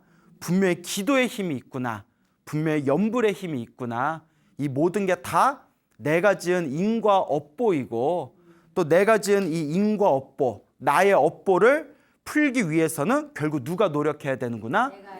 나 자신이 노력해야 되는구나라는 것을 저 역시 많은 불자님들의 이야기를 통해서 새록새록 깨쳐나가고 있습니다. 그래서 제가 항상 말씀드리죠. 힘들고 괴롭고 답답할 때 무엇을 많이 해라? 예, 첫째는 기도를 많이 하고, 둘째는 복을 많이 지어야 되고, 세 번째는 마음을 잘 써야 된다라고 누누이 말씀을 드렸죠. 다 기억나십니까? 네, 실천은 잘 안 하죠? 예, 그게 이제 중생의 한계예요. 예, 하고 있어요? 뭐 표정 보니까 뭐 별로. 자, 어쨌거나 자기 기도는 자기가 챙겨야겠죠. 오늘 굉장히 소중하고 재미난 이야기를 들려드리고자 합니다. 여러분 혹시 공포 영화 좋아하세요? 안 싫어하세요? 그 빨리 나가요. 이거 무서운 이야기라서 감당할 수 있겠어요? 예, 그 듣기 싫으면 빨리 나가요. 예. 자, 그래서 공포 약간 무서울 수도 있는 내용인데 항상 마무리는 해피엔딩이에요. 예, 그러니까 편안한 마음으로 들으시기 바랍니다. 절대 주인공이 죽는 일은 없으니까. 예. 자, 제가 이제 화계사에 있지 않습니까? 이제 우리 화계사에 소나무 광팬인 불자님이 계세요. 아주 소나무의 광팬이고 애청자이신 이 여성 불자님, 보살님이 계시는데 지금 이제 40대 초반 되세요. 이분께서 이제 화계사에 온 것 자체가 소나무 때문에 오셨대요. 누구 보러? 예, 내 입으로 얘기하기 그런데 예, 저 보러 오셨대요. 예, 많이들 오세요. 예. 근데 이분께서 그 소나무를 통해서 굉장히 큰 가피를 받은 이야기를 저한테 직접 들려주셨어요. 너무 신기하고 재밌더라고요. 이분께서 이제 지금 40대 초반인데 16살에 겪은 일이었대요. 몇 살에? 16살. 이거 잘 들어야 돼요. 그때 교회 성가대를 다니셨대요. 예, 찬송가 있잖아요. 예, 뭐 강 같은 평화 뭐 이러면서. 예, 그래서 저도 잠깐 다닌 적 있었거든요. 예, 뭐 오해요. 자, 그래서 이제 그 교회 성가대를 다녔는데 어느 날 이종 사촌 언니가 갓난아기를 안고 놀러 오셨대요. 이제 이종 사촌 언니가 이제 갓난아기를 낳고서 100일 정도가 지났대요. 이제 애가 한 3개월 지난 거죠. 3개월 정도 지난 이제 아기를 안고 와서 집에 놀러 오셔서 이제 우유도 먹이고 이렇게 토닥토닥 등도 두들겨주고 그 자기가 쓰는 침대 위에다 애를 올려놨대요. 애를 재운 거예요. 자기가 쓰는 침대에. 이제 그러니까 아기를 이렇게 뭐 아기야 뭐 내가 쓰는 침대에 뭐 올릴 수도 있잖아요. 아기 재우려고. 아기를 이렇게 올려놓고 사촌 언니가 아무개야 언니 밖에 볼 일 있어서 잠깐 볼일 좀 보고 올게. 애 좀 잘 봐줘. 애 좀 잘 봐줘 하고 부탁하고 볼일 보러 나가셨대요. 나가셨는데 아이고 요 보살님도 그때 16살 때 교회 성가대 다녔잖아요. 시계를 봤더니 찬송가 부르러 가야 되거든요. 그때 이제 작은 여동생이 있었대요. 작은 여동생한테 아무개야 나 교회 갔다 올게. 애기 좀 잘 봐줘. 이렇게 이제 부탁을 했답니다. 이제 성가대 연습하러 이제 교회 갔다가 한참 노래 연습하고 딱 집에 오는데 벌써 집 밖에서부터 안에서 막 웅성웅성거리는 소리가 들리더래요. 그 느낌이 좀 이상하잖아요. 왜 그러지? 뭐가 싸한 느낌 있잖아요. 그래서 딱 가서 현관에 보니까 현관문에 막 사람들 신발이 막 뒤엉켜 있고 방 안에서 사람들이 막 왁자지껄 웅성웅성거리더래요. 그래서 무서워가지고 느낌이 이상해서 안에 들어가지는 못하고 그 현관 앞에서 멍하니 있는데 그때 여동생이 자기를 딱 발견하고 나서 울먹울먹거리면서 쪼르르 오더래요. 언니, 애가 죽었어 이러더라. 갓난애기가 자기 자던 침대 위에서 재우던 갓난애기가 왜? 몰라, 갑자기 그냥 죽었어 이러더래요. 나중에 이제 뭐 부검 같은 걸 할 거 아니에요.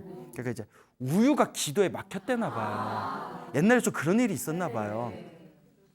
기도가 이렇게 막혀서 애가 갑자기 떠나게 됐는데 어떻게 해요? 뭐 산 사람은 살고 또 죽은 사람은 죽고 또 부모님 마음은 또 가슴 찢어지는 거고 그것도 무슨 업본가 봐요. 애를 먼저 보낸다는 게. 그러니까 이제 사람들 다 이제 흩어지고 밤이 돼가지고 어쨌거나 잠은 자야 될 거 아니에요. 뭐 장례식을 나중에 치르더라도. 그래서 애기 눕혀놨던 그 침대 있잖아요. 자기 침대. 딱 잤는데 그날 인생 처음으로 엄청나게 심한 가위 눌림을 당했대요. 뭐 스트레스성일 수도 있고 정말 뭐 보이지 않는 뭔가 기운일 수도 있겠지만 모르겠지만 가위에 꽉 눌려버린 거예요. 처음으로 겪은 일이었대요. 이게 뭐지? 문제가 생긴 거예요.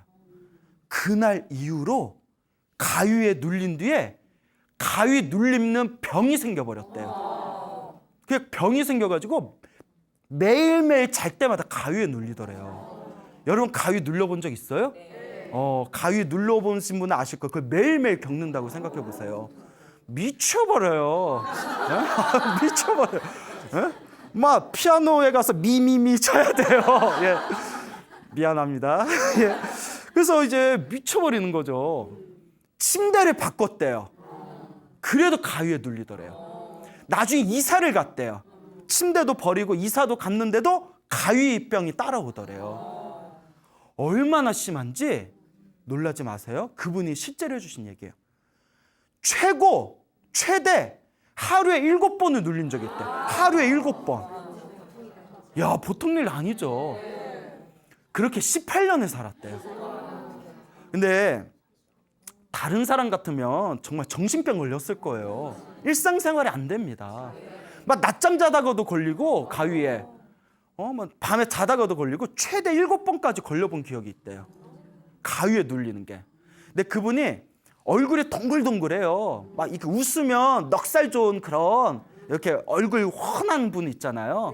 얼굴이 둥글둥글해서 자기가 그러더라고요. 자기가 원래 좀 성격이 긍정적이고 낙천적이고 멘탈이 좀 강하대요. 멘탈이 강해서 18년 그렇게 견딘 거예요.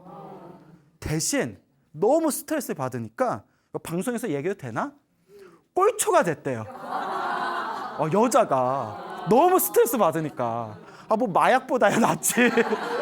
그러니까 담배를 엄청 폈대요. 자기가 너무 그래도 이제 성격은 다행히 낙천적인 성격이라서 그런 와중에서도 잘 버텼는데, 근데 자기는 이제 교회 다녔잖아요.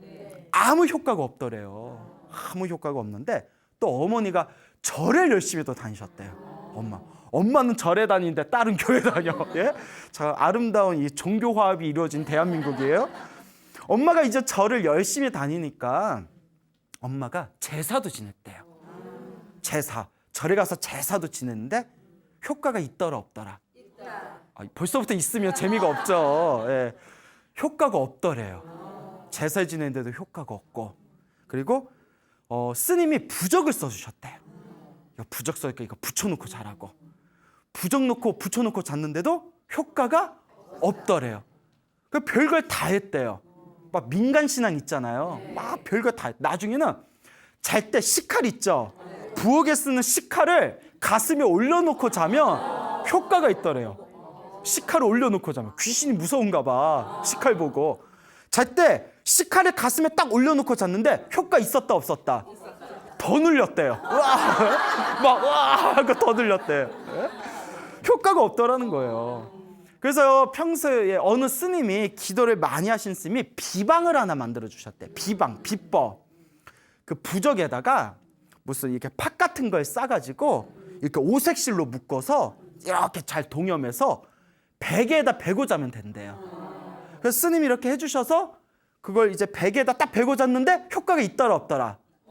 예, 없어요. 예, 왜 이렇게 성격이 급해요. 효과가 없더래요. 조금 효과 봤대요. 조금. 좋다는 걸 다 해봤는데도 효과가 없더랍니다. 그렇게 18년을 살았대요. 예, 힘들죠. 자, 그런데 이분이 성근이 있어요. 뭐가 있다? 착한 뿌리라고 해요. 불교에서는. 착한 뿌리가 있어가지고 때마침 드디어 기연을 만나게 됩니다. 기이한 인연을. 어느 스님을 찾아갔는데 스님하고 이런저런 얘기를 하다가 스님께서 야, 너 이거 본 적 있냐? 하고 인터넷 동영상을 휴대폰에서 틀어주시더래요. 휴대폰에서 인터넷 동영상을 탁 틀어주시는데 그게 불교TV 소나무였어요. 광우스님 소나무였어. 비웃어? 비웃은 거 아니죠? 예, 찔려서 그래요. 광우스님 소나무를 딱 봤는데 너무 재밌더래요. 내 입으로 이렇게 얘기해도 되나? 들은 얘기가 너무 재밌어서 시간 가는 줄 모르게 봤대요. 너무 재밌다. 막 보다가 그 보살님이 무엇이 있었다고요? 성근, 착한 뿌리가 있었던 거예요. 성근이 있어가지고 그때 소나무에서 혹시 기억나시는 분 계실지 모르겠는데 법화경 아시죠? 네. 묘범 연화경이라도 하는데 법화경을 이렇게 베끼는 사경기도를 해서 가피받은 이야기가 나왔나 봐요. 제가 그동안 그런 얘기 많이 했잖아요. 법화경 사경하는 그 내용을 딱 보는 순간 머리가 번쩍하면서 가슴에 나도 해야 되겠다라는 마음이 딱 생기더래요. 그냥 저절로 자기도 모르게 나도 이제 법화경 기도 시작해야지. 이게 성근이에요. 이게 아주 중요한 겁니다.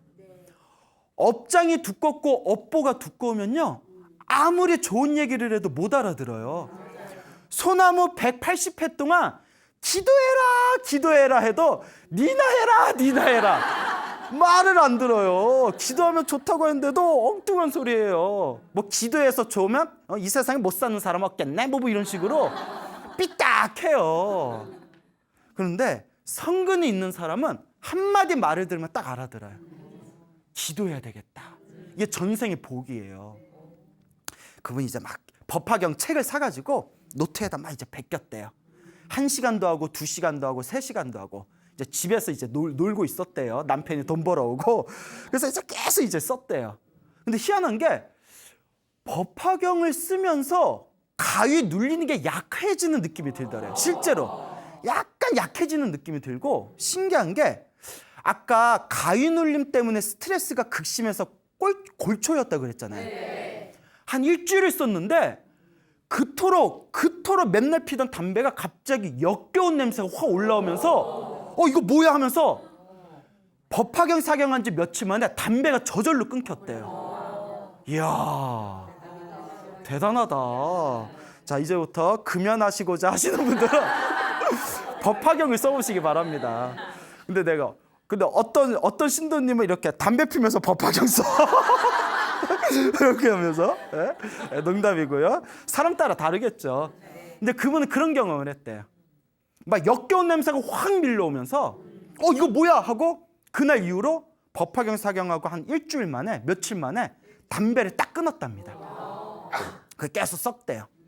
쓰니까 가위도 좀 가라앉는 것 같고. 근데 이제 중요한 게 있어요. 중요한 게 뭐냐면 사람 붓글씨 있잖아요. 붓글씨든 사경이든 이렇게 쓰다 보면 마음이 안정되는 게 있어요. 막 시간 가는 줄 모르게 막 이렇게 몰입되는 게 있거든요. 이렇게 쓰는데 근데 이 보살님이 이런 말씀을 하세요. 이게 좀 무서운 얘기예요. 자기가 18년 동안 가위를 눌렀더니 가위 눌림의 패턴이 있더래요. 어떤 패턴이냐면 하도 눌리니까 패턴을 발견한 거예요. 가위 눌림에. 웃음이 나요. 자, 이제 뭐였냐면 가위가 딱 눌리려고 했대. 자다가 가위가 눌리려고 했대. 자기도 모르게 의식이 반쯤 깬대요. 의식이 반쯤 깨면서 귀에서 삑 소리가 난대요. 무슨 소리? 삑. 삑 소리가 나더니 눈앞에 하얀 형체가 보인대요. 하얀 안개 같은 덩어리가 딱 보이면서 순간 귀에서 여자 웃음소리가 까르르르 하고 들린대요. 항상 그랬대요. 딱 가위 눌릴 때마다 의식이 살짝 깨고 귀에서 삑 소리가 나고 눈앞에 하얀 형태가 보이고 귀에서 항상 여자 웃음소리가 깨르르르 깨르르 하고 웃음소리가 들린대요. 그럼 막 가위에 눌리는 거예요. 그게 항상 그랬대요. 뭐가 있나 봐. 있긴 뭐가 있어. 하여튼요. 자, 근데 이제 보살님이 법화경을 이제 몇 개월 동안 썼대요. 몇 개월 동안 이제 계속 쓰는데 드디어 어느 날이었대요. 드디어 그날이 온 거예요. 딱 잠에 들었는데 평상시와 똑같이 의식이 살짝 깨고 귀에서 삑 소리가 나고 눈앞에서 하얀 덩어리 같은 게 보이면서 귀에서 깨르르 소리가 들리더래요. 그래서 이제 그때 왔구나. 그분이 오셨구나. 그러면 18년 동안 항상 공포에 눌렸대요. 그 무섭잖아요. 그 공포심과 두려움에 딱 눌려가지고 막 덜덜덜 떠면서 이 가위가 끝나기만을 바랬대요. 언제 끝나나. 그런데 18년 만에 처음으로 그날따라 중요한 겁니다. 처음으로 가위에 눌렸을 때 내면에서 엄청난 변화가 일어나더래요. 무언가 내면에서 막 용기와 힘이 막 솟구치더래요. 처음으로 가위에 눌렸는데 무섭지가 않더래요. 힘이 딱 느껴지더래요. 이게 가피예요. 법화경 기도한 에너지가 그때 딱 생긴 거예요. 이게 부처님 가피입니다. 18년 동안은 어땠다? 공포와 두려움 속에서 떨고 있었다가 처음으로 마음에서 내면에서 엄청난 힘이 딱 생겨나더랍니다. 그 순간 그 하얀 형태가 있잖아요. 하얀 덩어리를 향해서 이렇게 외쳤대요. 야, 이 새끼야! 안 꺼져! 하고 고함을 버럭 질렀대요. 뭐라고 했다고요? 야, 이 새끼야! 이거 괜찮나요, 방송에서? 예, 안 꺼져? 뭐 이 정도는 괜찮죠? 예. 이 새끼야! 안 꺼져! 하고 고함을 꽉 찌르는 순간 하얀 형태가 뻥! 하고 터져서 사라져 버렸대요. 그리고 가위가 싹 풀렸는데 그날 이후로 지금까지 한 번도 가위를 눌리지 않았대요. 믿습니까, 여러분? 완전히 사라졌대요. 네. 그래서 자기는 이것만으로도 부처님께 너무나 감사드린대요. 사람이 두 발 뻗고 잘 수 있다는 거. 그래서 지금도 부처님 은혜 갚는 마음으로 지금도 사경을 엄청 열심히 해요. 지금 9번째 사경인데 9번째. 그런데 보살님이 이러시더라고요. 스님, 그런데 부처님한테 뭘 바라지도 않았는데 사경하면 할수록 자꾸 집에 좋은 일이 생겨요 라고 하더라고요. 자꾸 집에 뭐가 생겨요? 좋은 일이 생겨요. 그러니 힘들고 괴로울 때 무엇을 해라? 기도해라 라고 당부의 말씀을 드리고 싶습니다. 그래서 제가 너무 고맙고 보고 싶어서 지금 화계사 다녀요. 예, 여기까지. 예. 자, 그렇게 이제 열심히 기도하신 불자님의 이야기가 있습니다. 알겠죠? 네. 자, 그리고 이 보살님이 또 화계사에서 기도하면서 신기한 걸 경험했대요. 여러분 백중기도라고 아세요? 네. 아시는구나. 내가 너무 우습게 봤나? 불교에는 1년에 한 번 백중기도라는 게 있어요. 그래서 음력 7월 15일 날 우람분절이라고 해가지고 하한거, 3개월 하한거가 끝나면 스님들께 공양을 올리고 스님들이 돌아가신 영가들, 돌아가신 분들을 위해서 기도를 올리는 날이에요.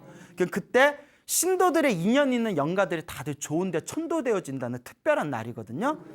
그래서 우리 한국 불교에서는 이 백중기도를 굉장히 중요하게 여깁니다. 그래서 어디 사찰에 가면 백중기도 올릴 때 이렇게 위패에다가 돌아가신 영가 조상님들 이렇게 이름을 써가지고 벽에다, 법당벽에다가 이렇게 영단에다가 붙여놓거든요. 거기다 이제 스님들이 모여가지고 독경을 하는 거예요. 근데 이 보살님이 이제 절에 다니니까 화계사 법당에다가 이제 영단 있잖아요. 그 영단에다가 영가 이름 위패를 이렇게 다 붙였는데 집에 와서 깜짝 놀란 게 시아버지 위패를 안 올렸대요. 어머, 내가 미쳤지. 어떻게 시아버지를 놓치지? 자기가 놀랬대요. 이거 어떡해. 이거 어떡하지 해서 그는 이제 후다닥 가가지고 시아버지 이제 위패를 다 올렸답니다.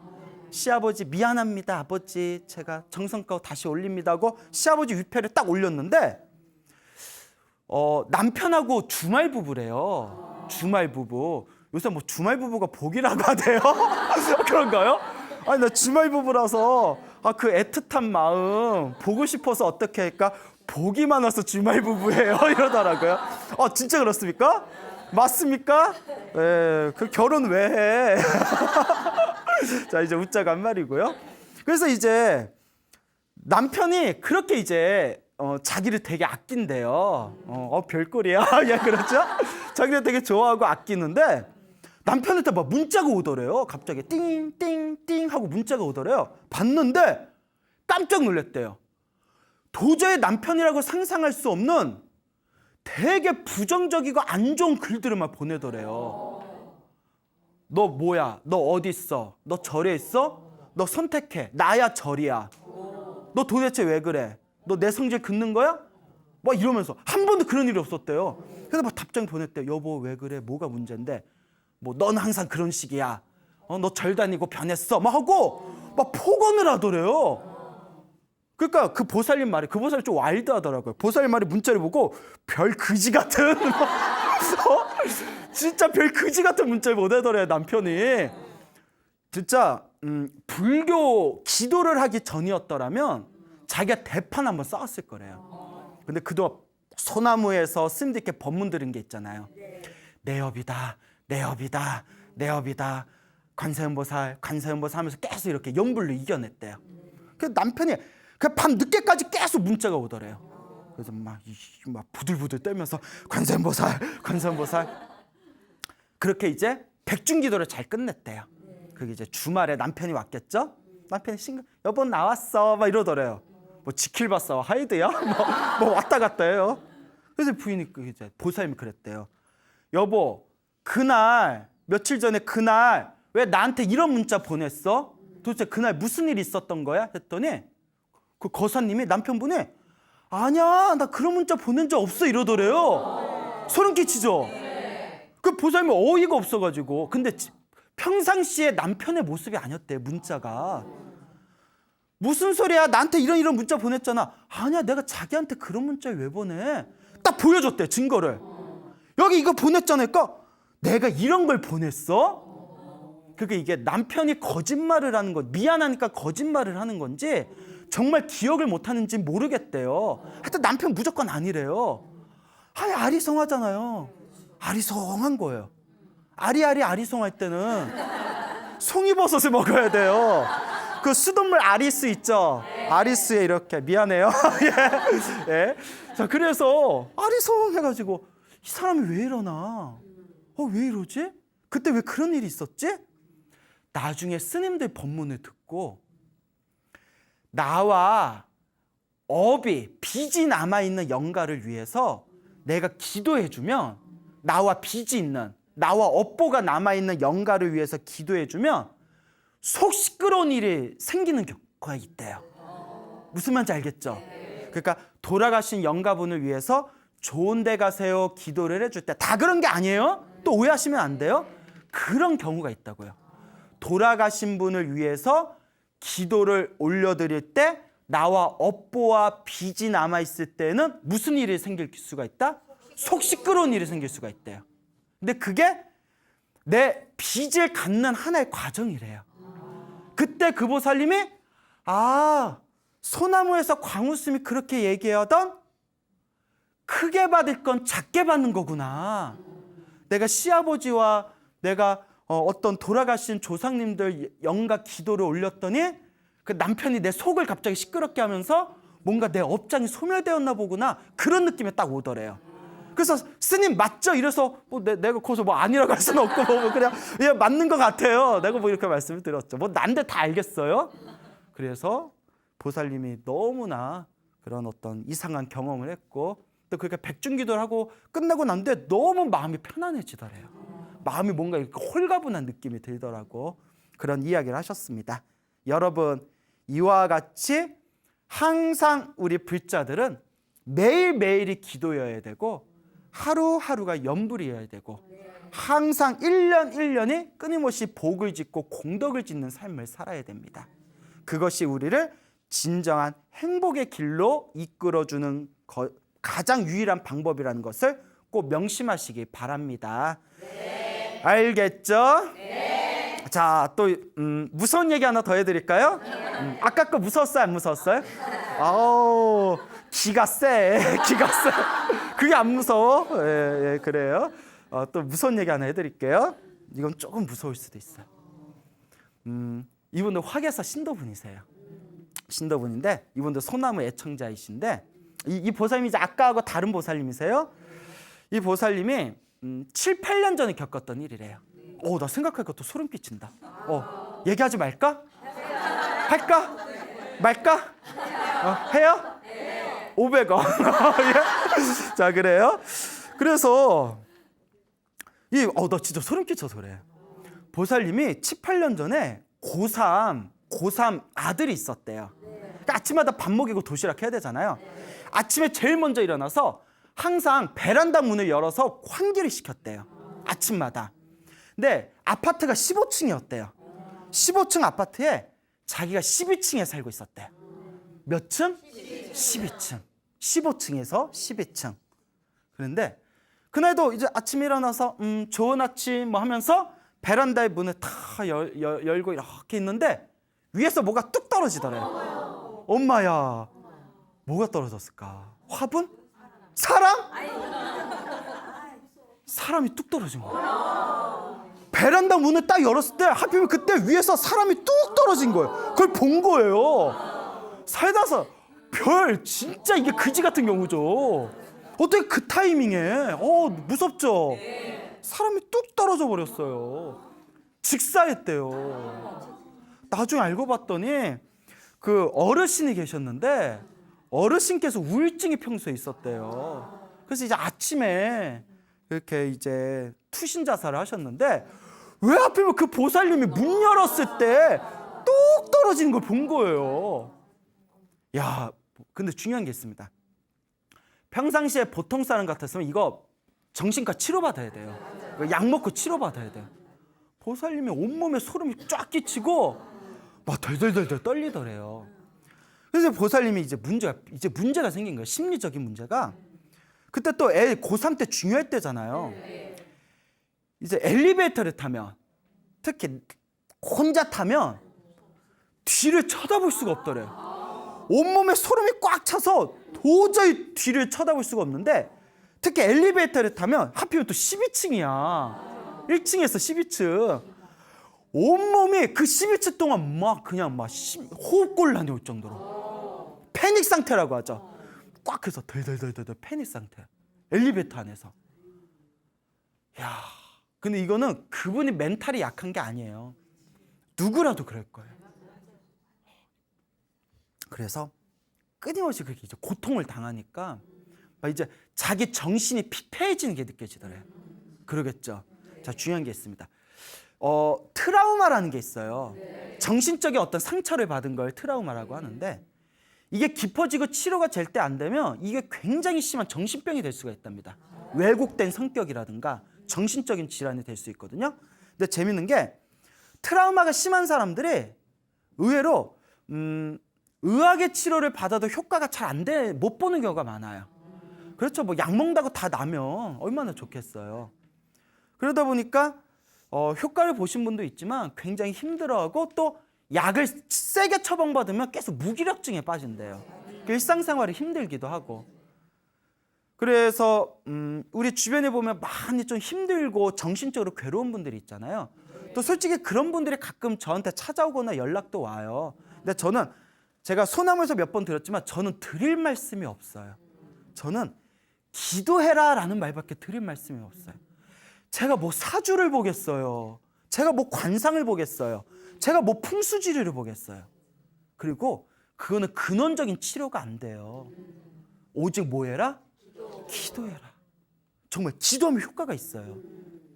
그 보살님이 성근이 있었어. 무엇이 있었다? 그래도 절에 다니고 법문 들은 게 있어서 딱 기도를 시작했어요. 대단한 거죠. 딱 기도를 시작했습니다. 그래서 기도를 하면서 어떤 기도를 했냐면 그 자살하신 어르신께서 좋은 곳으로 가게 해주세요. 이해 가십니까? 그분이 좋은 데로 가게 해주세요라고 기도를 했대요. 어디로 가게 해주세요? 좋은 가로. 이걸 영가천도 기도라고 해요. 그 어르신께서 부디 좋은 곳으로 가게 해주세요 하고 매일매일 간절하게 기도 올렸대요. 간절하게 정성스럽게 이제 기도를 올렸는데, 그렇게 이제 기도를 올리고 매일매일 그분을 위해서 기도를 올리고 또 기도를 올렸을 때 한 3개월인가 지났나 봐요. 기도를 탁 마치고 나서 항상 마지막에 항상 그 어르신께서 좋은 곳으로 편안한 곳으로 가게 해주세요 라고 탁 이렇게 마음으로 비는 순간 몸에 뭐가 쑥 빠져나가는 느낌이 들더래요. 진짜 그냥 몸에 뭐가 홀가분하게 쑥 빠진 느낌이 들면서 몸과 마음이 너무나 깃털같이 편안하더래요. 여러분, 이런 세계가 있습니다. 과학으로 표현할 수 없는 세계가 있어요. 아니 그게 진짜 귀신이었는지 아니었는지, 자기 정신적인 그냥 착각이었는지 그건 몰라요. 사실 그게 귀신이 아니고 그분이 충격받은 정신적인 스스로 만들어낸 무의식의 고통일 수도 있어요. 그렇지만 이건들 어떠고 저런들 어때요? 낫잖아요. 아니 짜장면 먹든 짬뽕 먹든 어때요? 배부르잖아요. 이거 비유가 맞나? 아닌 것 같은데. 뭐가 쑥 나가는 느낌이 들면서 몸과 마음이 깃털같이 편안하더래요. 그리고 밤 12시에도 혼자 엘리베이터를 타서 아무렇지도 않게 정말 무슨 일이 있었다는 듯이 그냥 뒤를 쳐다볼 수 있게 되었대요. 치유가 된 거예요. 내가 그 얘기를 직접 들은 거예요. 보살님께. 너무 대단하다. 그거다. 그게 불자의 모범 답안이다. 힘들고 괴로우면 기도해라. 복을 주어라. 아까 첫 번째 이야기의 보살님도 가위 눌리던 보살님. 제사 지내봤잖아요. 효과가 없었대요. 무슨 말인지 알겠죠? 그 식칼 위에다 올려놓고 잡았잖아요. 효과가 없었대요. 부적 다 붙여놓고 베개도 넣어봤잖아요. 효과를 못 봤대요. 무엇으로 효과 봤다? 내 업은 내가 풀어야 돼요. 그래서 이게 끊임없이 소나무에서 전하고자 하는 메시지였습니다. 네 업은 네가 풀어라. 광우쌤 찾아올 필요도 없어요. 또 너무 안 찾아오면 서운하긴 할 텐데 네 기도는 네가 하라는 거예요. 광우쌤 맨날 봤자 소용없어요. 무슨 말인지 알겠습니까? 네. 자기의 업은 자기가 풀어라. 기도하십시오. 그 보살님도, 지금 말씀드린 보살님도 그 엘리베이터에서 막 패닉 상태가 왔잖아요. 그게 막 계속 몇 날 며칠이 반복이 됐잖아요. 그거 막 병원 가서 치료할 수도 있고, 혹은 무속인을 만나서 어마어마한 굿을 지낼 수도 있고, 그분도 다닐 때 뒤통수에다 식칼을 달고 다닐 수도 있고, 비방으로. 과연 그런 걸로 효과를 볼 수 있었을까요? 사실 모르죠. 다만 제가 드릴 수 있는 얘기는 불자로서의 모범 답안이었다. 자기의 업은 누가 푸는 것이다? 자기가 푸는 것이다라는 거죠. 반드시 우리 불자분들은 명심하십시오. 힘들고 괴롭고 답답하고 내 앞에서 도저히 어찌할 수 없는 장애가 있을 때 그걸 뛰어넘을 수 있는 거는 스님의 도움이 아닙니다. 약물의 도움이 아니에요. 무슨 부적의 도움이 아닙니다. 철저히 정성스럽고 정성스러운 기도만이 나를 진정한 자유와 평온의 길로 이끌어 줄 것이다 라고 우리 불자님들은 바르게 마음을 가지시길 바랍니다. 알겠죠? 네. 자, 그래서 우리 불자님들께서 주변에 보면 기도를 굉장히 많이 하시는 분들이 계시잖아요. 네. 요새 그런 질문을 저한테 잘 안 하더라고요. 예전에 뻔질나게 하던 질문이 무슨 기도 해야 돼요? 그래서 내가 소나무에서 하도 이제 이런 질문 좀 하지 말아라. 기도는 결국 하나로 다 통한다. 이렇게 이제 말씀드렸더니 이제 그런 질문들을 잘 안 하시더라고요. 그래서 아까 우리 첫 번째 이야기의 불자님은 법화경 기도로 갚이 받았죠. 그리고 두 번째 불자님한테는 이제 무슨 기도하셨냐 했더니 뭐 천수경도 하고 뭐 관세음보살 연불도 하고 이것저것 하셨대요. 그 결론은 어떤 기도를 하든 결국 하나로 통하게 됩니다. 어떤 기도를 하든 무슨 기도를 하든 결국 하나로 통하게 되는 거죠. 그래서 제가 이런 이야기를 해요. 천수경 기도하시던 분이 광우 스님이 소나무에서 금강경 기도가 피받은 이야기 했더니 나 오늘부터 금강경 해야겠다. 그래서 막 금강경 하고 또 금강경 막 읽다가 또 광우 스님이 막 18년 동안 가위 눌렸던 신도가 법화경 사경에서 완전히 가피를 얻었습니다. 이런 얘기하면 아무래도 나 법화경이 맞는 것 같아. 또 법화경 바꿔버리고 또 예전에 또 제가 지장경 이야기 한창 했었거든요. 또 누가 뭐 지장경 기도를 해서 엄청나게 가피를 받았다 하더니 법화경 너무 두꺼워. 지장경을 해야겠다. 이래버리면 안 돼. 알겠죠? 모든 기도는 결국 하나로 통한다. 그래서 천수경을 하든 신묘장구 다란을 하든 금강경을 하든 법화경을 하든 지장경을 하든 정성스러운 마음이 중요해요. 제일 문제가 내가 하는 게 최고다 하면 그게 문제예요. 팔만대장경이 부처님이 다 필요해서 설하신 거잖아요. 우리 불교의 부처님 말씀을 팔만대장경이라고 하잖아요. 필요하니까 천수경도 있고 필요하니까 반야심경도 있고 필요하니까 법화경도 있고 필요하니까 금강경도 있고 필요하니까 지장경도 있고 더 해야 되나요? 예? 하여튼 이렇게 수많은 경전이 있는데 내가 하는 것만 최고다. 내가 가르쳐주는 것만 해라. 이러면 이거 진짜 골치 아파집니다. 어떤 기도든 자기한테 맞는 게 있어요. 그냥 선택해서 꾸준히 하는 게 중요해요. 근데 이제 불자님들이 이러죠. 선생님 하다가 기도를 바꾸고 싶을 때는 어떻게 해요? 그럼 제가 꼭 드린 말씀이 100일은 채워라. 며칠? 100일 이상은 해봐라. 그 다음에 100일 이상 해보고 기도를 바꾸고 싶을 때는 마음속으로 부처님 제가 오늘까지는 지장경 기도했고 내일부터는 법화경 기도 들어가겠습니다. 마음으로 고해라. 이런 식으로 이제 사이클을 돌리다 보면 자기한테 맞는 기도가 딱 생기게 돼요. 그러니까 결론이 무슨 기도가 더 좋다에 너무 막 이렇게 왔다 갔다 하지 마세요. 가만히 보면 제가 20년 동안 절에있으면서 우리 불자님들 보면 은근히 팔랑귀가 많아요. 팔랑팔랑 걸려요. 팔랑팔랑. 예? 금강경이 좋대. 팔랑팔랑. 지장경이 좋대. 팔랑팔랑 이래요. 그래서 내가 불자님들 귀가 팔랑팔랑 갈 때 저러다 날아가겠다. 팔랑팔랑 날아가겠어 싶더라고요. 근데 요새 제가 그런 질문 하지 말라고 해서 그런가 그런 질문을 요새 잘 안 하더라고요. 예, 어떤 기도든 하나로 통하게 됩니다. 그러니까 법화경으로 기도가피 받은 분도 있고 지장경으로 기도가피 받은 분도 있고 금강경으로 기도가피 받은 분도 있습니다. 정말 중요한 거는 테크닉이 아니에요. 정성스러운 마음입니다.